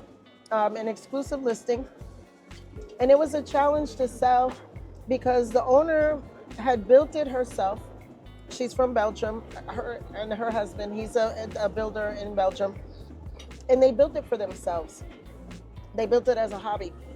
And they built the hotel with 19 rooms, but only operated 6 because she wanted it to be like a bed and breakfast. Yeah. She did the cooking. She would take them out and hang out with them. And she only operated it when she was here. And she wasn't here all the time. Sure. So that made it a real challenge to sell because any investor is going to come and say, I need to see the numbers and I need to see the books. And we didn't have numbers. So at the end of the day, she just was ready to be done with it. And her husband wasn't traveling as much because his parents are older. He's the only child. And it wasn't fun anymore. And she was just like, I'm ready to be done with it. Yeah. And she was like, do you know anybody? And I said, well, if we can work it out, yeah, Sure. it can be me. And she was just like, super. Yeah. So we worked out the deal. Everything's negotiable. Everything's negotiable. Are you Right. kidding? Just let's talk about it. Right. And we put together a win-win opportunity. She gave me the keys. Yeah. And she follows us, and she'll probably see this. Yeah. And she's really happy about what we're doing, Well, and we're doing a lot. And by the time this will have been released, we will have already hosted our mixer on Yeah. July 13th at that hotel. Like when Super I went and excited visited about it, that. I was like, this is cool. It's middle of nowhere. Like not middle of nowhere in a bad It way, but is, it's it like is. it's It's a diamond secluded. in the rough. Correct. It's like it's not on the beaten path. It's unique. People talk about like, oh, Punta Cana's all this tourist stuff. I'm like, good luck just like tripping and finding this place. Like it's that You're sort not of gonna trip and find boutique it. and exclusive, if you will. So really cool spot. I thought, this would be a really cool thing. And the plan, we haven't done it yet. The plan is to do, sound therapy? Sound therapy and breath work Yes. for the guests that come for Yes. that, which is gonna be really cool. So they're gonna have that cool experience, and I had never done it before, and I did it, and it is incredible to do a sound healing and a sound therapy because the sounds just vibrate through your whole body. You really feel like it's just like moving things into place after a while. And I don't know where I went. I went into La La Land when I went and did it because of the sounds and everything. And then I came back and I was just like, oh, wow. And it was incredible. So I think that your guests are going to have a really nice experience. At this point, we're in like the vortex. So they had a great time. This will be released after they're there. Weird. But I want all of this is to say, so we talk about Boardwalk, the VCCA, or the VSI, which incorporates the VCCA. Yeah. The hotel, Yes. Keller, all Yes. these things that you're doing. You got Yes. the podcast now, a whole Yes. brand arm, marketing arm, all of that. Yeah. My talking point, because I get questions all the time like, hey, what's a good business opportunity Yes. down there? And I've always struggled with the answer. It's like, I don't know. I mean, there's always like Airbnb management. There's always something with transport, tourists. There's always something. Maybe sarcasm, as sarcasm becomes like a fertilizer, like that. There's ability for that. Microchips. There's all these different things. But the epiphany I had recently, and I've said this a lot, so by the time this release, people might be like, "Oh my God, I keep saying it," but like, is keep saying it. You really can't know the business opportunity unless you're here, which could be a catch-22. Meaning, I want to go there. I've got this life I built in the U.S., but my dream is to be back in or to move to someplace like the Dominican Republic for whatever reason. And I want to know the business to start so I can kind of get momentum on it before I land. And I'm sure it's possible. But my take, and I wanted you to correct me, whatever your take is I don't think it's as viable an option as you might think, as it might be in another place. Like in the United States, you have like biz buy sell, you have different ways of like doing things more remotely. I think you got to be here. You got to be in person. You got to meet the people. You have to network for a period of time to really get the business opportunities that are real, like value add opportunities for you to partner or grow or build a business. Where am I wrong? Where am I right? What do you think? You're absolutely right. Because how do you know what's needed unless you're here to see what might be missing? Right. And it was really great because earlier today I had a guest on my podcast, and she literally said, this was missing in the area, and I did it. And I said, that's the way. Can you say what it was? Yeah, a children's orchestra. Really? It's a foundation where they have an orchestra with children, 170 children, and aged from like 8 years old to 17 years old, and they're learning how to play the violin and the trumpets and all of that. They have their instruments donated in Punta Cana. Yes. Right here. Yes. And then that's not her background. So her husband and her, they own a pool supply company. So they're running a business. And she has a 10-year-old, and she was like, there wasn't enough culture here. And I found that this was something that was missing, and I went and did it. And they've been doing this for 3 years. Wow. Yeah. So I really want to get more involved with them, but this is exactly what happens. What is missing here? What do we need here? And I tell that to people all the time, and I've met so many people who have started businesses. Yeah. I mean, I've started many of them. Some of them have been before their time. Sure. Because you come with ideas, and you could be before the market. But at the end of the day, when you come here, if you can spend at least 2 weeks here with your mind open and your eyes open, something's gonna come up. You think 2 weeks? Well, your brain works really well with that. Gracias. But you have to come with intention. Yeah. You don't have to be here that Look and long. see and I mean, feel. you can get through a cycle of something. Like, you spend 2 weeks, you're gonna be like, What's my wife not loving? Or what's she missing for her? What's my husband missing? What are my kids missing? What am I missing? What is it that I don't have here, right? yeah, it doesn't take that long. Yeah. If you're intentional. What about the politics of creating something here? Like, is there any issue that you come across with that? Like, I've heard, so the stories I hear are like, good luck creating a business if it's going to at all infringe upon one of the big boys, one of the big families in the area or whatever, right? There's the Raineris, there's the Azores, there's all these families. Good luck creating a business if you're going to infringe on them. The Raineris and the Azores, they own Punta Cana Resort and Cap Cana. Are you going to do that? No, good point. Right? Are you going to do that? Like, what are you going to do? Really? Right. Are you going to open an airport? So, maybe with the Raineris, that's how you step on their toes. Yeah. But people like you and me, we're not going to step on their toes. That's true. We're going to get in where we fit in. Yeah. I got a hotel. I'm not competing with Palladium or Barcelo or whatever, right? Not even a little bit. We can't have a limiting mindset. We have a boutique hotel. Yeah. They'll have 25 rooms. It's going to make great money. I don't have to be the Palladium. Yeah. No. Right. I have my veterans clinics. This is where I fanboy on you. Really? I do. I play because everything here, by the way, if you live here and you're on WhatsApp, you have to voice message. I've learned that. There's no texting. There's no like type it out. Oh my God. It's voice message. Everything is voice message. That's truly Dominican. It's not, I do it now. Actually, a buddy of mine said he's in Ireland. He's like, wow, you've really adapted to Latin America. Like all you do is voice text. I'm like, oh yeah. But unless I'm like somewhere, then I'll type it out. But I played one of your messages when we started to really connect for my wife, and she said, she sounds like an abundance-minded person. Oh yeah. Right? Like There's plenty for everybody. There's room plenty. for everybody. There's plenty for everybody. And all you got to do is find your spot in the Yeah. market, right? Get in where you fit in. And I think that's what this culture Mm-hmm. doesn't get enough credit for. You hear about like, oh, people making $500 a month, and yeah, there are. But you don't hear about the people that are able to come here and establish something that serves the market, and there's Yes. demand for it. Yes. You were going to say something, sorry. Yeah, well, no, what I was going to say about the $500 thing, I've heard that, where people have said, oh, Hold the thought on yeah, $500. hold We got the more thought, food. the food is Told you. coming. Ah. There's 2 more. There's more Oh after my this? gosh. No, that's the last one. Gracias. This is perfect. A morsel for each. Here you have This is a like medium bread filet mignon with Parmigiano risotto. Oh my Also, God. you have mushroom sauce. Mushroom You can sauce. put it on top. All right, Cheryl. Enjoy. Oh I'm my taking God. my half because Yeah, go ahead. These are 2 of my favorite things. I love steak. You gotta try Yes, a you little do. bit. You gotta I try love a little. risotto. A Carne. little. Say a little. In Oh, she's Dominican, gonna they call eat, it yes. meat, right? Carne. Carne. Carne, yeah. All right, let me take this on my you plate. See, Jimmy, you gotta take it from her. Ah, Oh, Dios gracias. mío, I hear something like that. Ay, You know, mi the madre. gentlemanly thing would be for me to actually serve her. So I'm going to No, do that. no, no, don't I'm worry. going to do that. No. Here we go. You ready? Yeah. This is not a fork and anything I ate with, so No, that's don't for worry. you. I have Don't a worry. question for you. You guys didn't get it. We changed the plate. We give you new ones, clean ones. You didn't, so we was gonna bring something else. No, we're good. No, you said 2 more things. I thought that was 2 more. No. Yeah. He said 2 more plates, not the clean plates, like plates of food. Would you like some sauce? Yes, please. Thank you. Here for you. Thank you. Sure? All Delicious. right, let's give this a shot.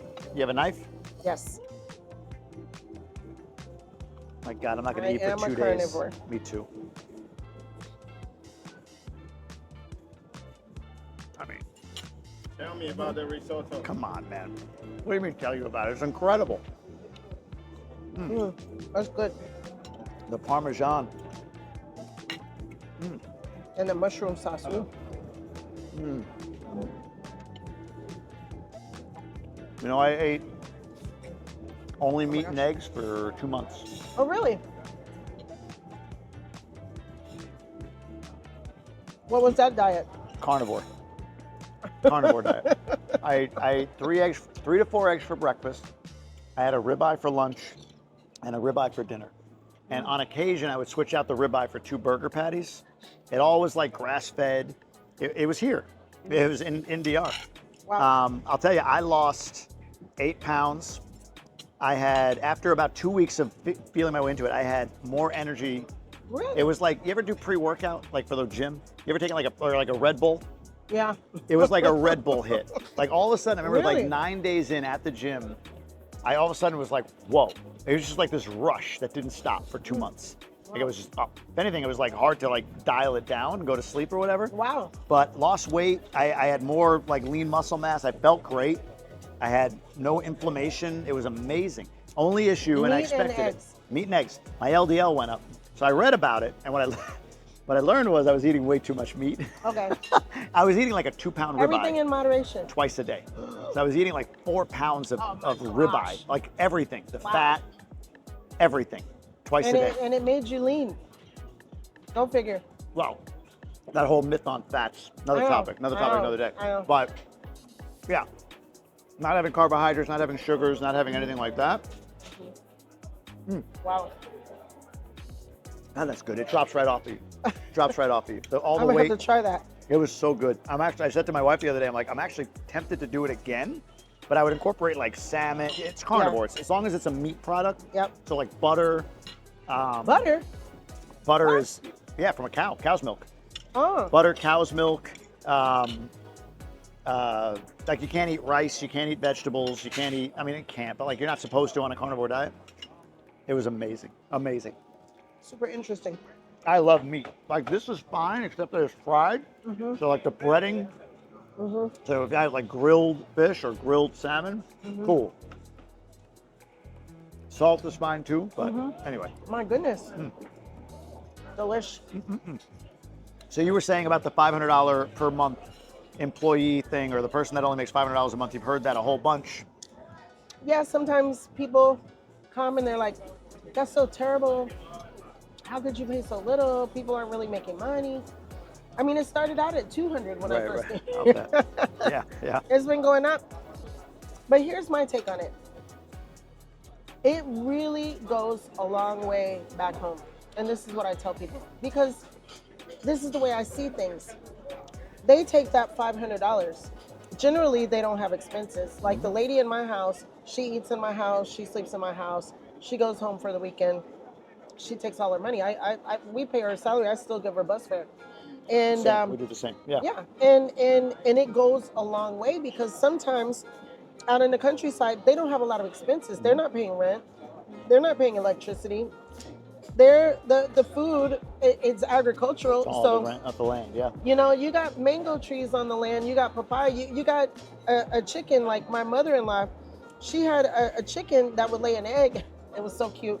Like we're waiting for the egg. Like she was like, she didn't do anything today, and the next day, chicken laid an egg. So I got an egg for breakfast. Yeah. And so they really don't have a lot of expenses at the end of the day, and it goes far. It really goes far. So they're not crying about that at the end of the day. They're thankful to have a job. Yep. They're thankful that we're here to be able to pay that salary so that they can take care of their family back home. Yep. And you know, that's It's true. And this is like, for some people, like, oh, 2 Americans, right? Like, but our lady, Isa, she's building an apartment house with her income. right. Right? Like, I'm not saying like, you know, and to your point, we take care of, she eats, she gets bus fare. At times, like she has a son with some things that he's dealing with, like health-wise, so we help out with that. You know what I mean? Like there's, it's more than just like, take your money, go away, right? Yeah. Like there's a little bit, but to your point, the expenses are more limited. Now she lives more like bed-owned, so she's renting, but still, you know, it's But she may be paying $100 a month, maybe, you know, and so which is not unusual. 20% of your income.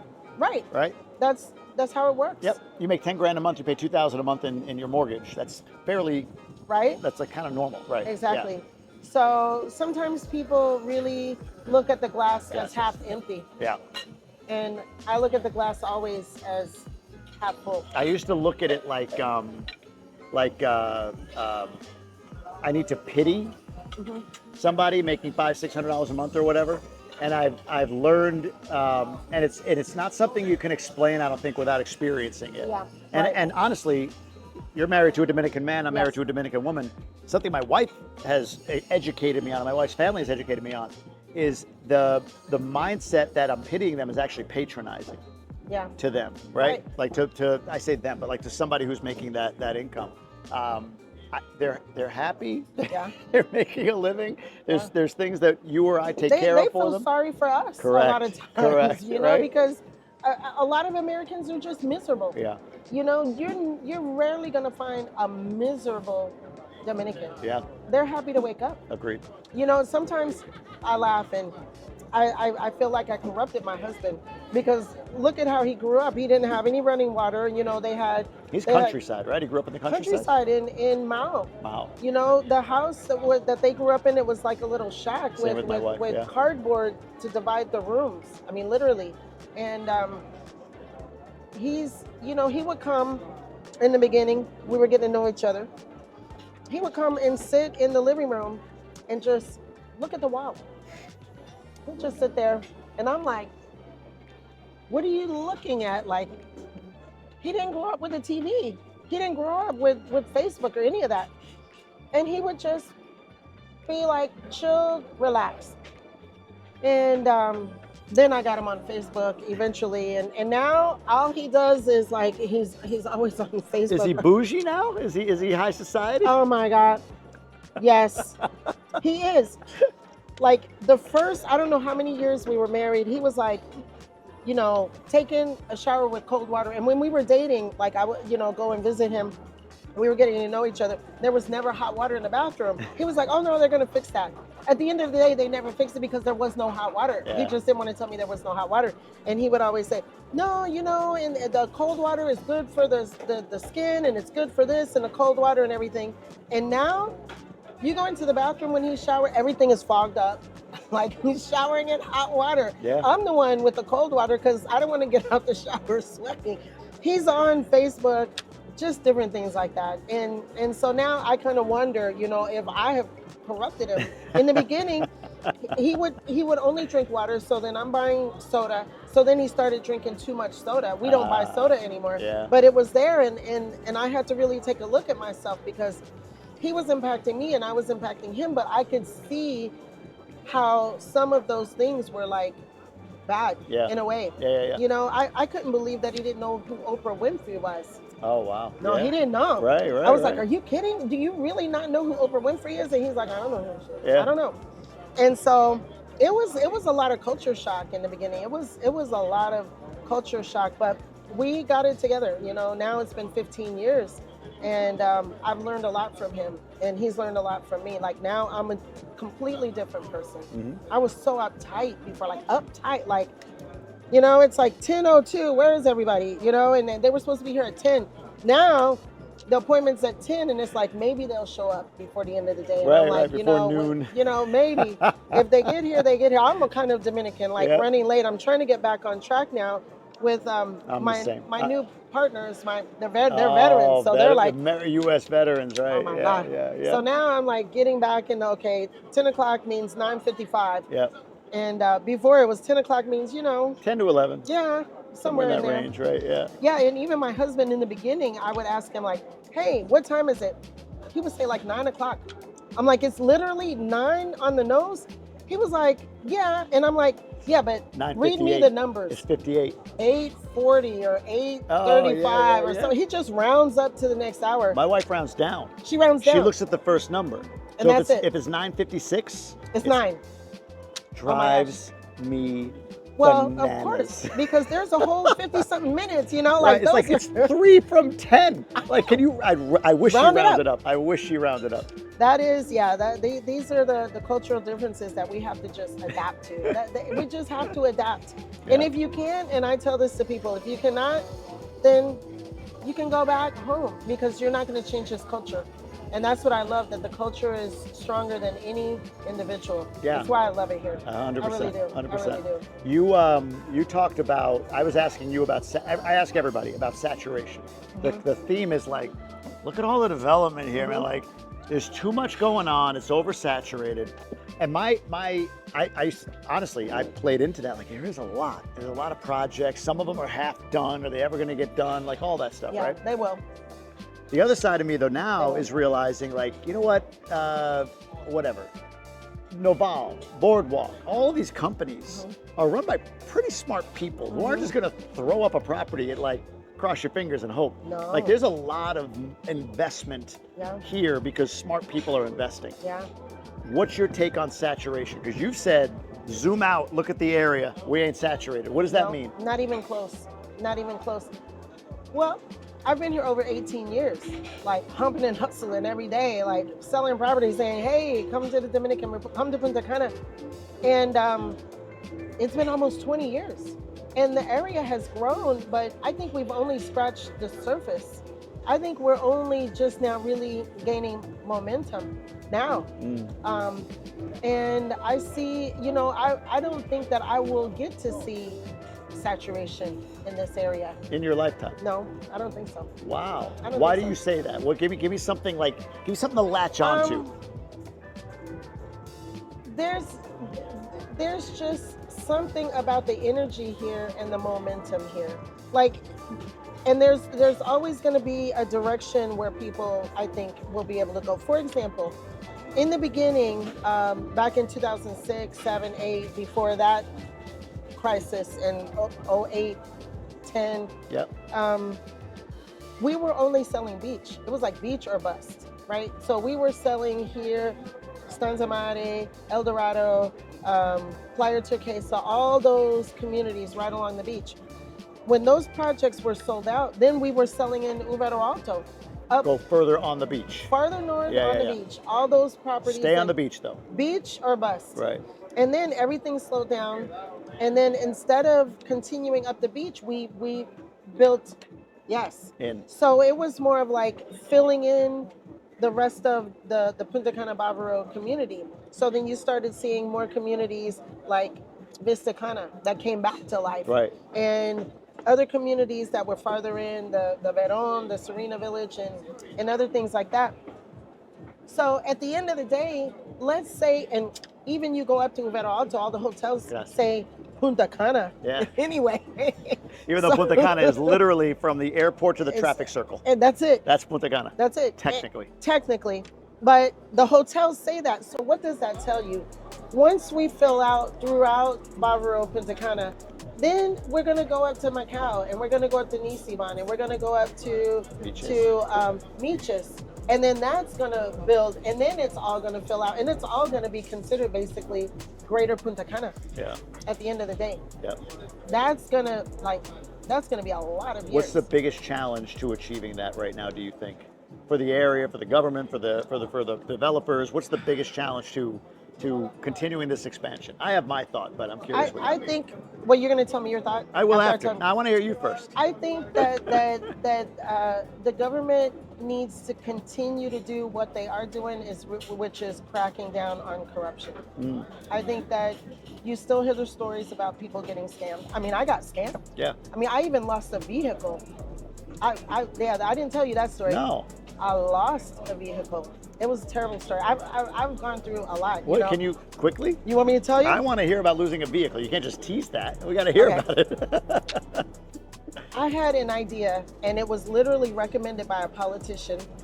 And this is part of the reason why I kind of stay away from politics and all that, because this Gracias. was somebody who said Oh, postre. that post today, we're getting dessert too. Gracias. Thank you. This was somebody who said they wanted to help me, and me thinking that they really did want to, and I think that they had the best of intentions. They were like, I had a car when I was moving down here, a Ford pickup truck, one of the big ones, and I had just gotten it financed. It was new, and Ford F-150, and I wanted to bring it. And at the time, I owed a mortgage on it, and they were like, oh no, you know what you do? You're gonna have to pay a lot of transfer taxes on it. So why don't you just send it through Puerto Rico on a ferry? Huh. I know, experience. So I was like, okay, maybe I can get around it. And they were like, no, politicians, we have a right to bring one car in. I got friends and this and that. So I was like, okay, maybe I can get around it because I owed a mortgage on it. And so then I put the car, sent it to Florida, and then I put it on a ferry to Puerto Rico, got it to Puerto Rico, which is still the United States, and then they were like, get it on a ferry, and then we can do that. So they were able to get me the car, but I could never get the license plates because I didn't have the right kind of paperwork. And also, I owed a mortgage on it, which technically it wasn't supposed to come out of the country. I couldn't get the right papers to get it out of the country because I owed money. Yeah.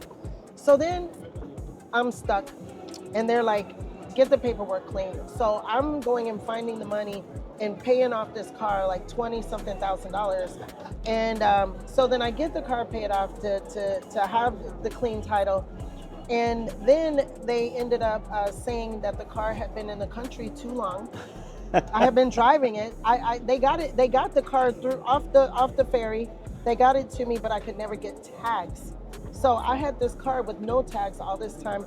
And then when I wanted to get the tags, I had to pay it off. So I had to go get that money, pay it off. And then they said, well, we have to take it back to Santo Domingo for them to get your papers done. And at the end of the day, they took it back and I could never get it back out. And what happened was that, Oh my God. yes, they told me that I had to pay a penalty for having it overstay its welcome. And that was like double what the car was worth. Oh, it wasn't like $1,000. No, it was like $30,000. Oh my God. Holy cow. Was it a real penalty or was it just something made up so they could keep the car? It had overstayed its welcome. Oh my. And we had to pay by day based on a value that they put on it. So it wasn't even about what the car was really worth. Did you just go buy another car? I had to. Oh my God. And I would go there and I would see my car sitting in the parking lot.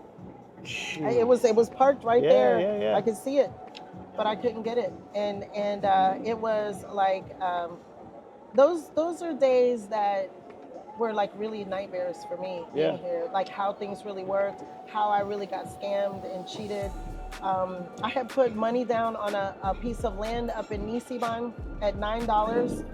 This was way back. Like these are original stories. I never tell these stories. I can't believe I'm telling these stories because I don't want people to think that, you know, this is not a good place to be, but there are ways to do things. Sure. Like, Well, you're don't take the shortcut. The essence of this is there's been Don't take the progress. There's shortcut. been progress on corruption. Oh, yeah. And for you, you're saying they've got to continue to make that, like, do Yes. not backtrack. Yeah, they will. They I are. agree. So here's what I would say. There's too much at stake not to. Like the Yeah. people who feel like, oh, it's always going to be corrupt. It's like, look, man, like It's they're gotten not, a lot they're not better. dumb.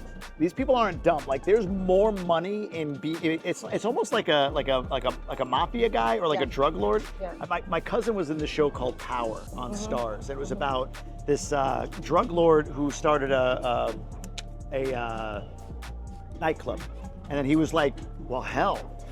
The nightclub has more money potential than so he's trying to like become legit because he could see the business there. He's still, you know, he has that criminal background, but he could see this. He's smart enough to realize like, if I go legit, I can actually make more money doing that. I feel like it's the same thing. Like these politicians aren't dumb. They see that, wow, okay, we attract more money coming from the States, more tourists, more visitors, more whatever. There's more in it for us. So I believe, like you, I think there's a point at which we've turned here from a corruption standpoint. Like room to go, don't get me wrong, there's like some roots there, but Things are a lot better. Better, that's And the word. things are a lot better. Believe me, it's not like it was. Right. And there are things to protect people, but they still need to be more. Like I was told by a reputable politician, this is how to bring your card. yeah, right. And at the end of the day, he wasn't answering my phone calls yeah, because he really didn't know what he was talking about. yep. He didn't know what he was talking about, and I got screwed. And I believed him, and you know, this has happened to me. I mean, I've stepped in all of that. So now when people ask me like, can I do things like this? I'm like, no. Buy a car. Buy a car. Don't try to go that route because you never know. At aduanas, everybody says they have a contact in customs. Everybody and their mom will tell you they have a contact in customs. They will tell you that you're going to pay this money and it's going to be door to door, and then your things are going to get to customs, and then the customs officer is going to say, this is how much you have to pay. And you might be surprised, and you're calling Juan back in Puerto Rico saying, you told me it was door to door, and he's like, And then you have your stuff stuck in customs, and they're saying, if you don't come and get it, we're going to start charging you $100 a day. You're stuck. You're literally stuck. So, you know, my mission and my goal was just to try to help people as much as I could do things the way that they should be done. I don't tell the story about losing my car, but if anybody asks me what should I do, I tell them buy a car here and make it easy for yourself. It. When we go back to the States in a few weeks here, as we record this, we have a car there that we're like, do we ship it? And we can, there's ways, people have done it. But I said to my wife, like, let's just sell it. Sell it. And buy it here. Yes. Right? People are like, oh, you'll pay more. I'm like, yeah, but you know what? I'm a patron in this country. I'd rather pay my 18% to the local roads, highway systems, whatever is being built, right? That's like, what I'd I rather do that than deal with if you get this exemption, and if your wife owns it for a year, and it's in her name, and da-da-da-da, it's like, I'm sure, and people have done it. It can be done. It can be done. But to your It can point, be there's brain very damage there, yeah. and I think that's the difference between abundance and scarcity mind, right? Abundance mind, to your point, this is what I struggle with when I'm communicating with people, because I want to honor the idea that I get it, like budget is important. If you feel like you can save a little money, then you're going to try to save a little money by shipping it or doing it this way or the other. But it's like that time and energy that it takes to do all of that. You have to thread a needle. Oh, it's time. You have to thread, like, you it's have money. to. It's money. It may not be like money out of your pocket, but it's money. It's brain damage, and that costs so much money, right?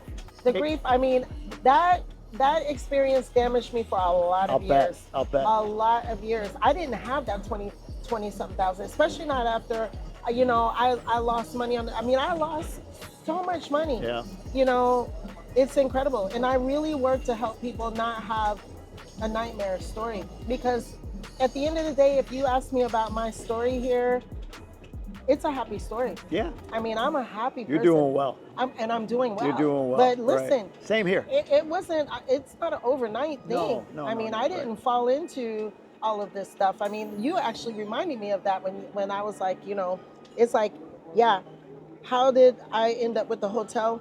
Well, because the seller knew who I was, where I had come from, and she trusted me, not just blind trust, but track record, like you say, scar tissue. Scar tissue. Like, I know how to make sure that this hotel is successful. I stepped in all the potholes. Now the road is smoother. Yeah. You know, now we've filled in those things. So Here's this is what I want to continue to do. Ironically, my thing that I think needs to be addressed in advance is roads. I know, huh? Right? I mean, literally, not even the quality of the roads, but like the quantity of roads. Yeah. Like you're getting into downtown right now, Punta Cana, like at the wrong time. It's a nightmare getting through there, right? To come from, say, downtown through up to Cortecito, like it can be, sometimes it's fine, you fly right through. Yeah. But like there's a lot of stuff happening and I don't know where the roads are going. Yes, sir. How was everything? It's amazing, Good. man. Are you kidding me? Delicious. Ready for dessert? Yeah. Sure. I'm always ready for dessert. You see that? Apunto Jeez. mío. Isaac, the oysters were fantastic. Everything. Oh my gosh. The lobster was like butter. This is no bullshit. The lobster was like butter. The shrimp was incredible. I've never had octopus carpaccio. That's one of the favorites as far as carpaccio goes. Is And it it was beautiful too. Cold appetizer is one of the. on the what do you call it? The bread as well.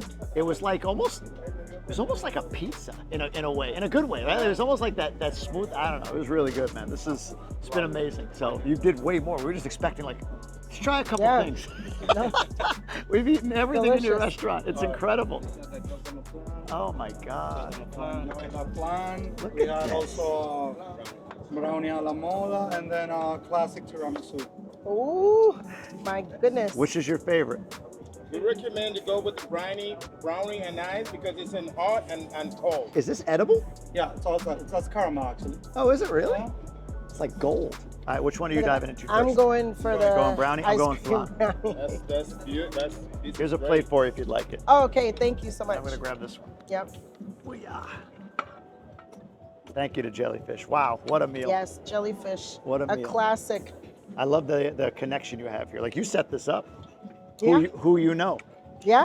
right? I mean, you don't get in a Jellyfish without knowing somebody that knows somebody, right? This isn't well, not like that fast, maybe. I don't know. no, I don't think you get in at all. But it was like, hey. But you know, I come here a lot. This is one of my favorites. That a la mode? They say so. They say so. Yeah. Like, yeah, you're VIP here. Oh, is Thank that you. right? She's got a reputation. They told me she. Like don't mess. Don't It's mess with beautiful, Cheryl. Beautiful views. This is great. I'm gonna use this to cut the tiramisu. Here, try this. Mm. That flan is really. You a flan person? Not really, but You ever had it? Yeah. Oh, you have. I'm gonna try it. Fun story before we finish off the. go ahead. What do you need? Just cut this. Yeah. Fun story. Brownie, Jimmy. Huh? Brownie with ice. I am. I'm gonna take the whole thing here. Did you take half? No, I'm good. You did. Okay. I'm so good.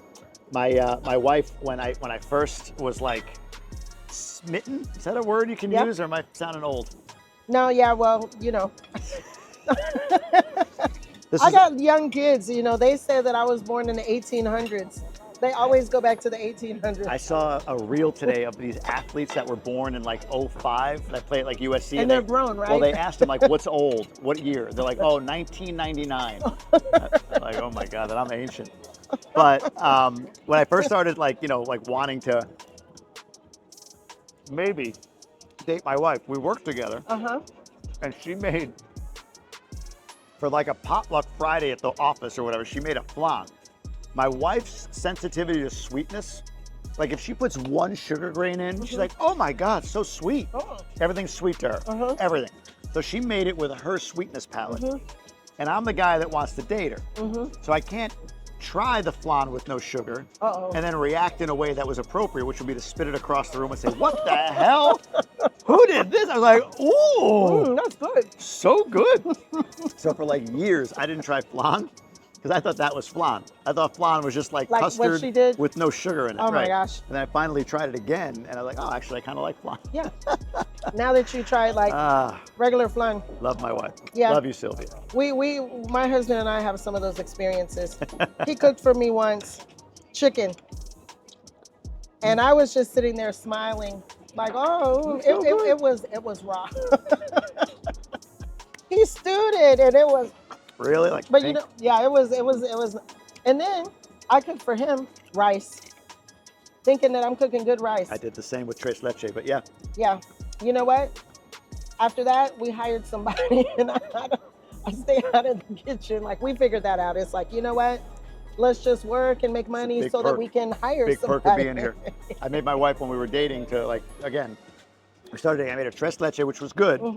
But I also tried to make her like a fried chicken, Dominican fried chicken. But it called for Worcestershire sauce in the fried chicken. And she's like, what the hell is this? But it said it on the recipe on Google or Yahoo or whatever it was at the time. So, but anyway, so I was saying about roads. Yeah, Like the addition of roads. yeah. What's your take on that? Do you see it like, that's something that's going to happen? Or is it something that is, I feel like it's like they They're got to gonna have a have to. plan soon. They're gonna have to. The sooner, the better. Right. As things continue to grow, yeah, they're gonna need to. Well, they built the highway through Friusa, and I was just like, "Where's that highway gonna go?" And they were like, "Right there." And I'm Yeah. like, "Yeah, but what? What about everything?" They made it happen. So we'll need some of those things. But what I've learned is that everything comes in due time. I mean, I waited 18 years for Starbucks. It's here now. Sure. So I never say never. You know, eventually they'll have to get that right. Yeah, Oh, that's nice. that's good. I mean, they're all good, but that's really nice. I like that. I like the tiramisu. Wow. Was the other quarter mine? Yes. Okay, good. That's good. So I'm going to take more of this. So yeah, I think they're gonna figure that out. What slows this down? What slows Punta Cana down? What slows down the market? What do you think? Better question. What collapses it? What stops it? Nothing. Why nothing?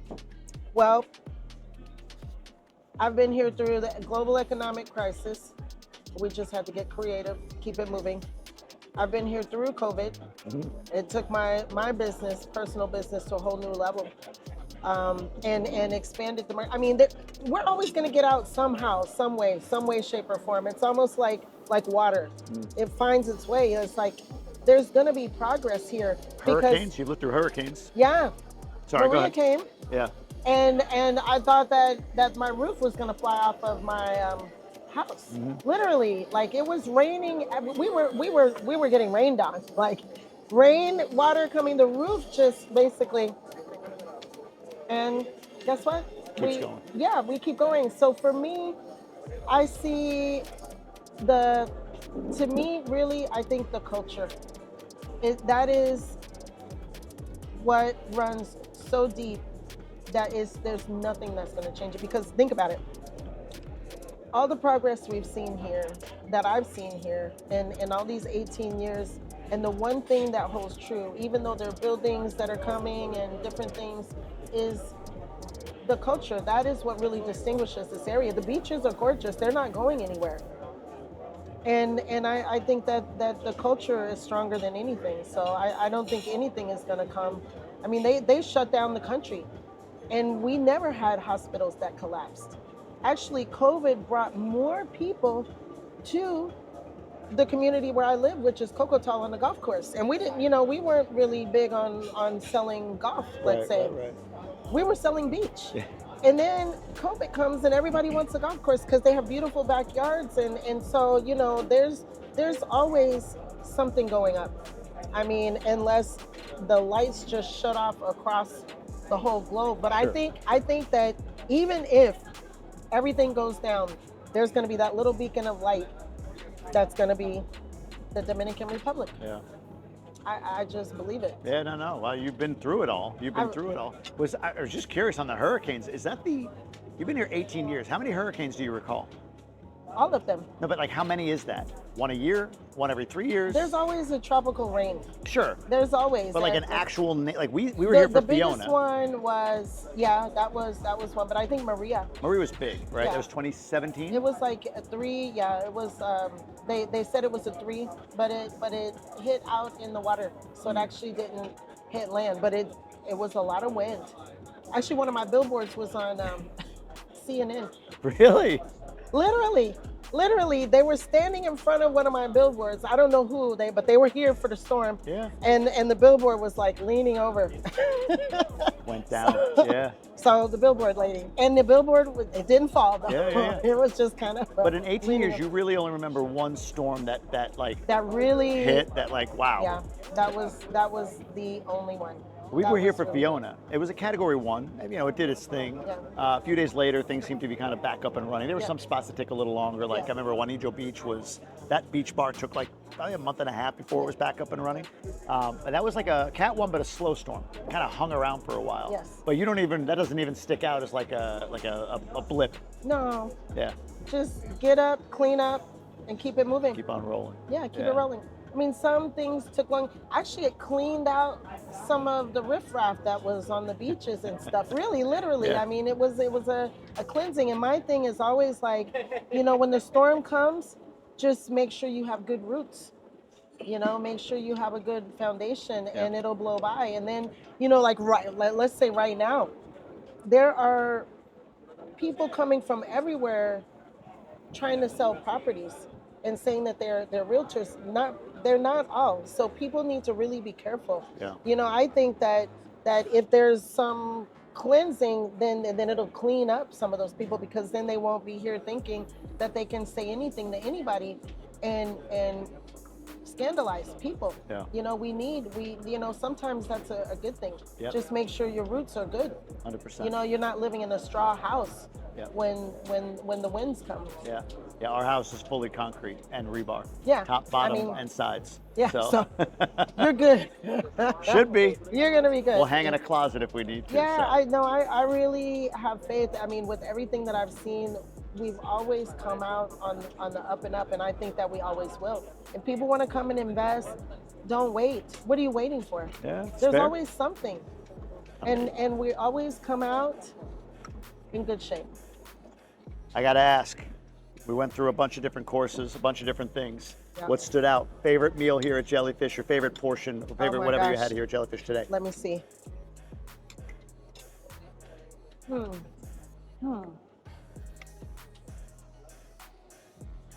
know, that oyster wasn't bad. Right? I can't believe I'm saying that. It's actually pretty good. Yeah, I know. Oysters are more a visual thing. Something bothers me about the look of just them, looked. but it tasted It fine. tasted pretty good. Yeah. For something different. I mean, the lobster is always great. That's a given. Fish The was lobster, the great. steak, amazing. Unique for me was the carpaccio. The Yeah, octopus that carpaccio was- was actually really that good. was really good. And Yeah, I on the again, toasted wasn't bread. sure if I could do it, like mentally. Really? Octopus. But you did it. I did like 3 of them. Yeah. I know.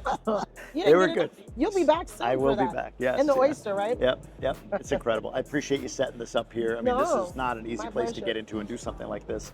Where can people learn more about you? Where do you want to direct folks? Well, my main one is Cheryl Henderson Punta Cana.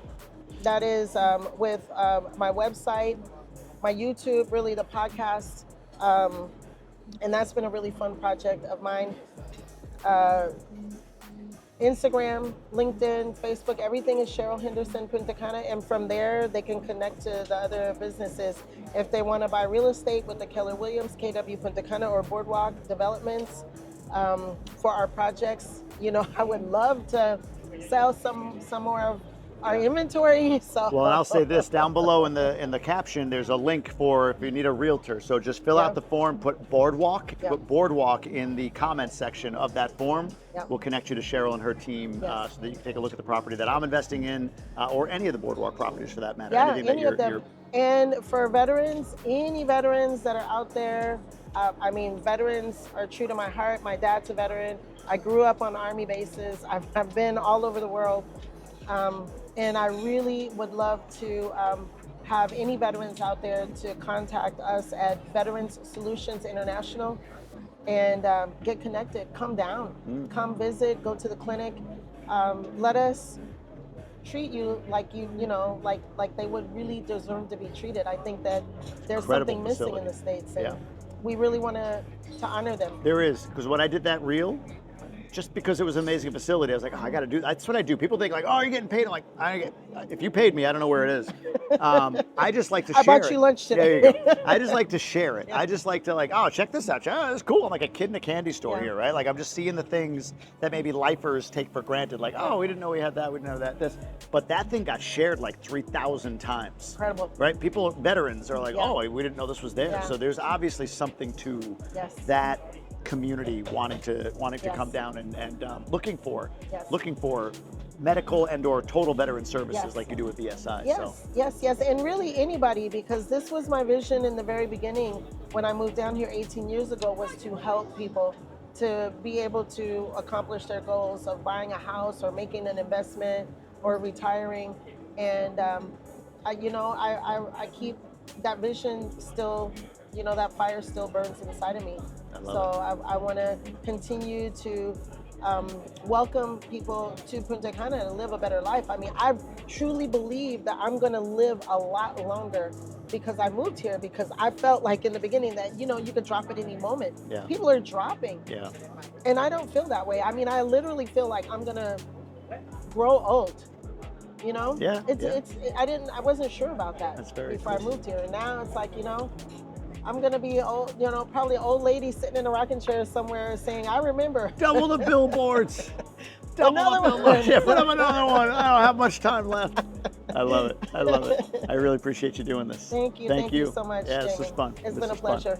Boy, big thanks to Jellyfish for hosting us. What a spot. I mean, I can't believe we even got in here, to be honest with you. So I thank Cheryl for getting us in here. And a big thanks to Cheryl as well. Hope you took a lot away from this interview. Come down, check it out. Try out anything that we had today. Try out anything here, and I'm sure you're going to enjoy it. But boy, I'll tell you, that octopus carpaccio, never would have thought I liked it, but it's really, really good. Check out Jellyfish. Let them know you sent me, or let them know I sent you here. This way I know whether or not this thing is effective. Let me know. I appreciate all of you watching. Have a great day.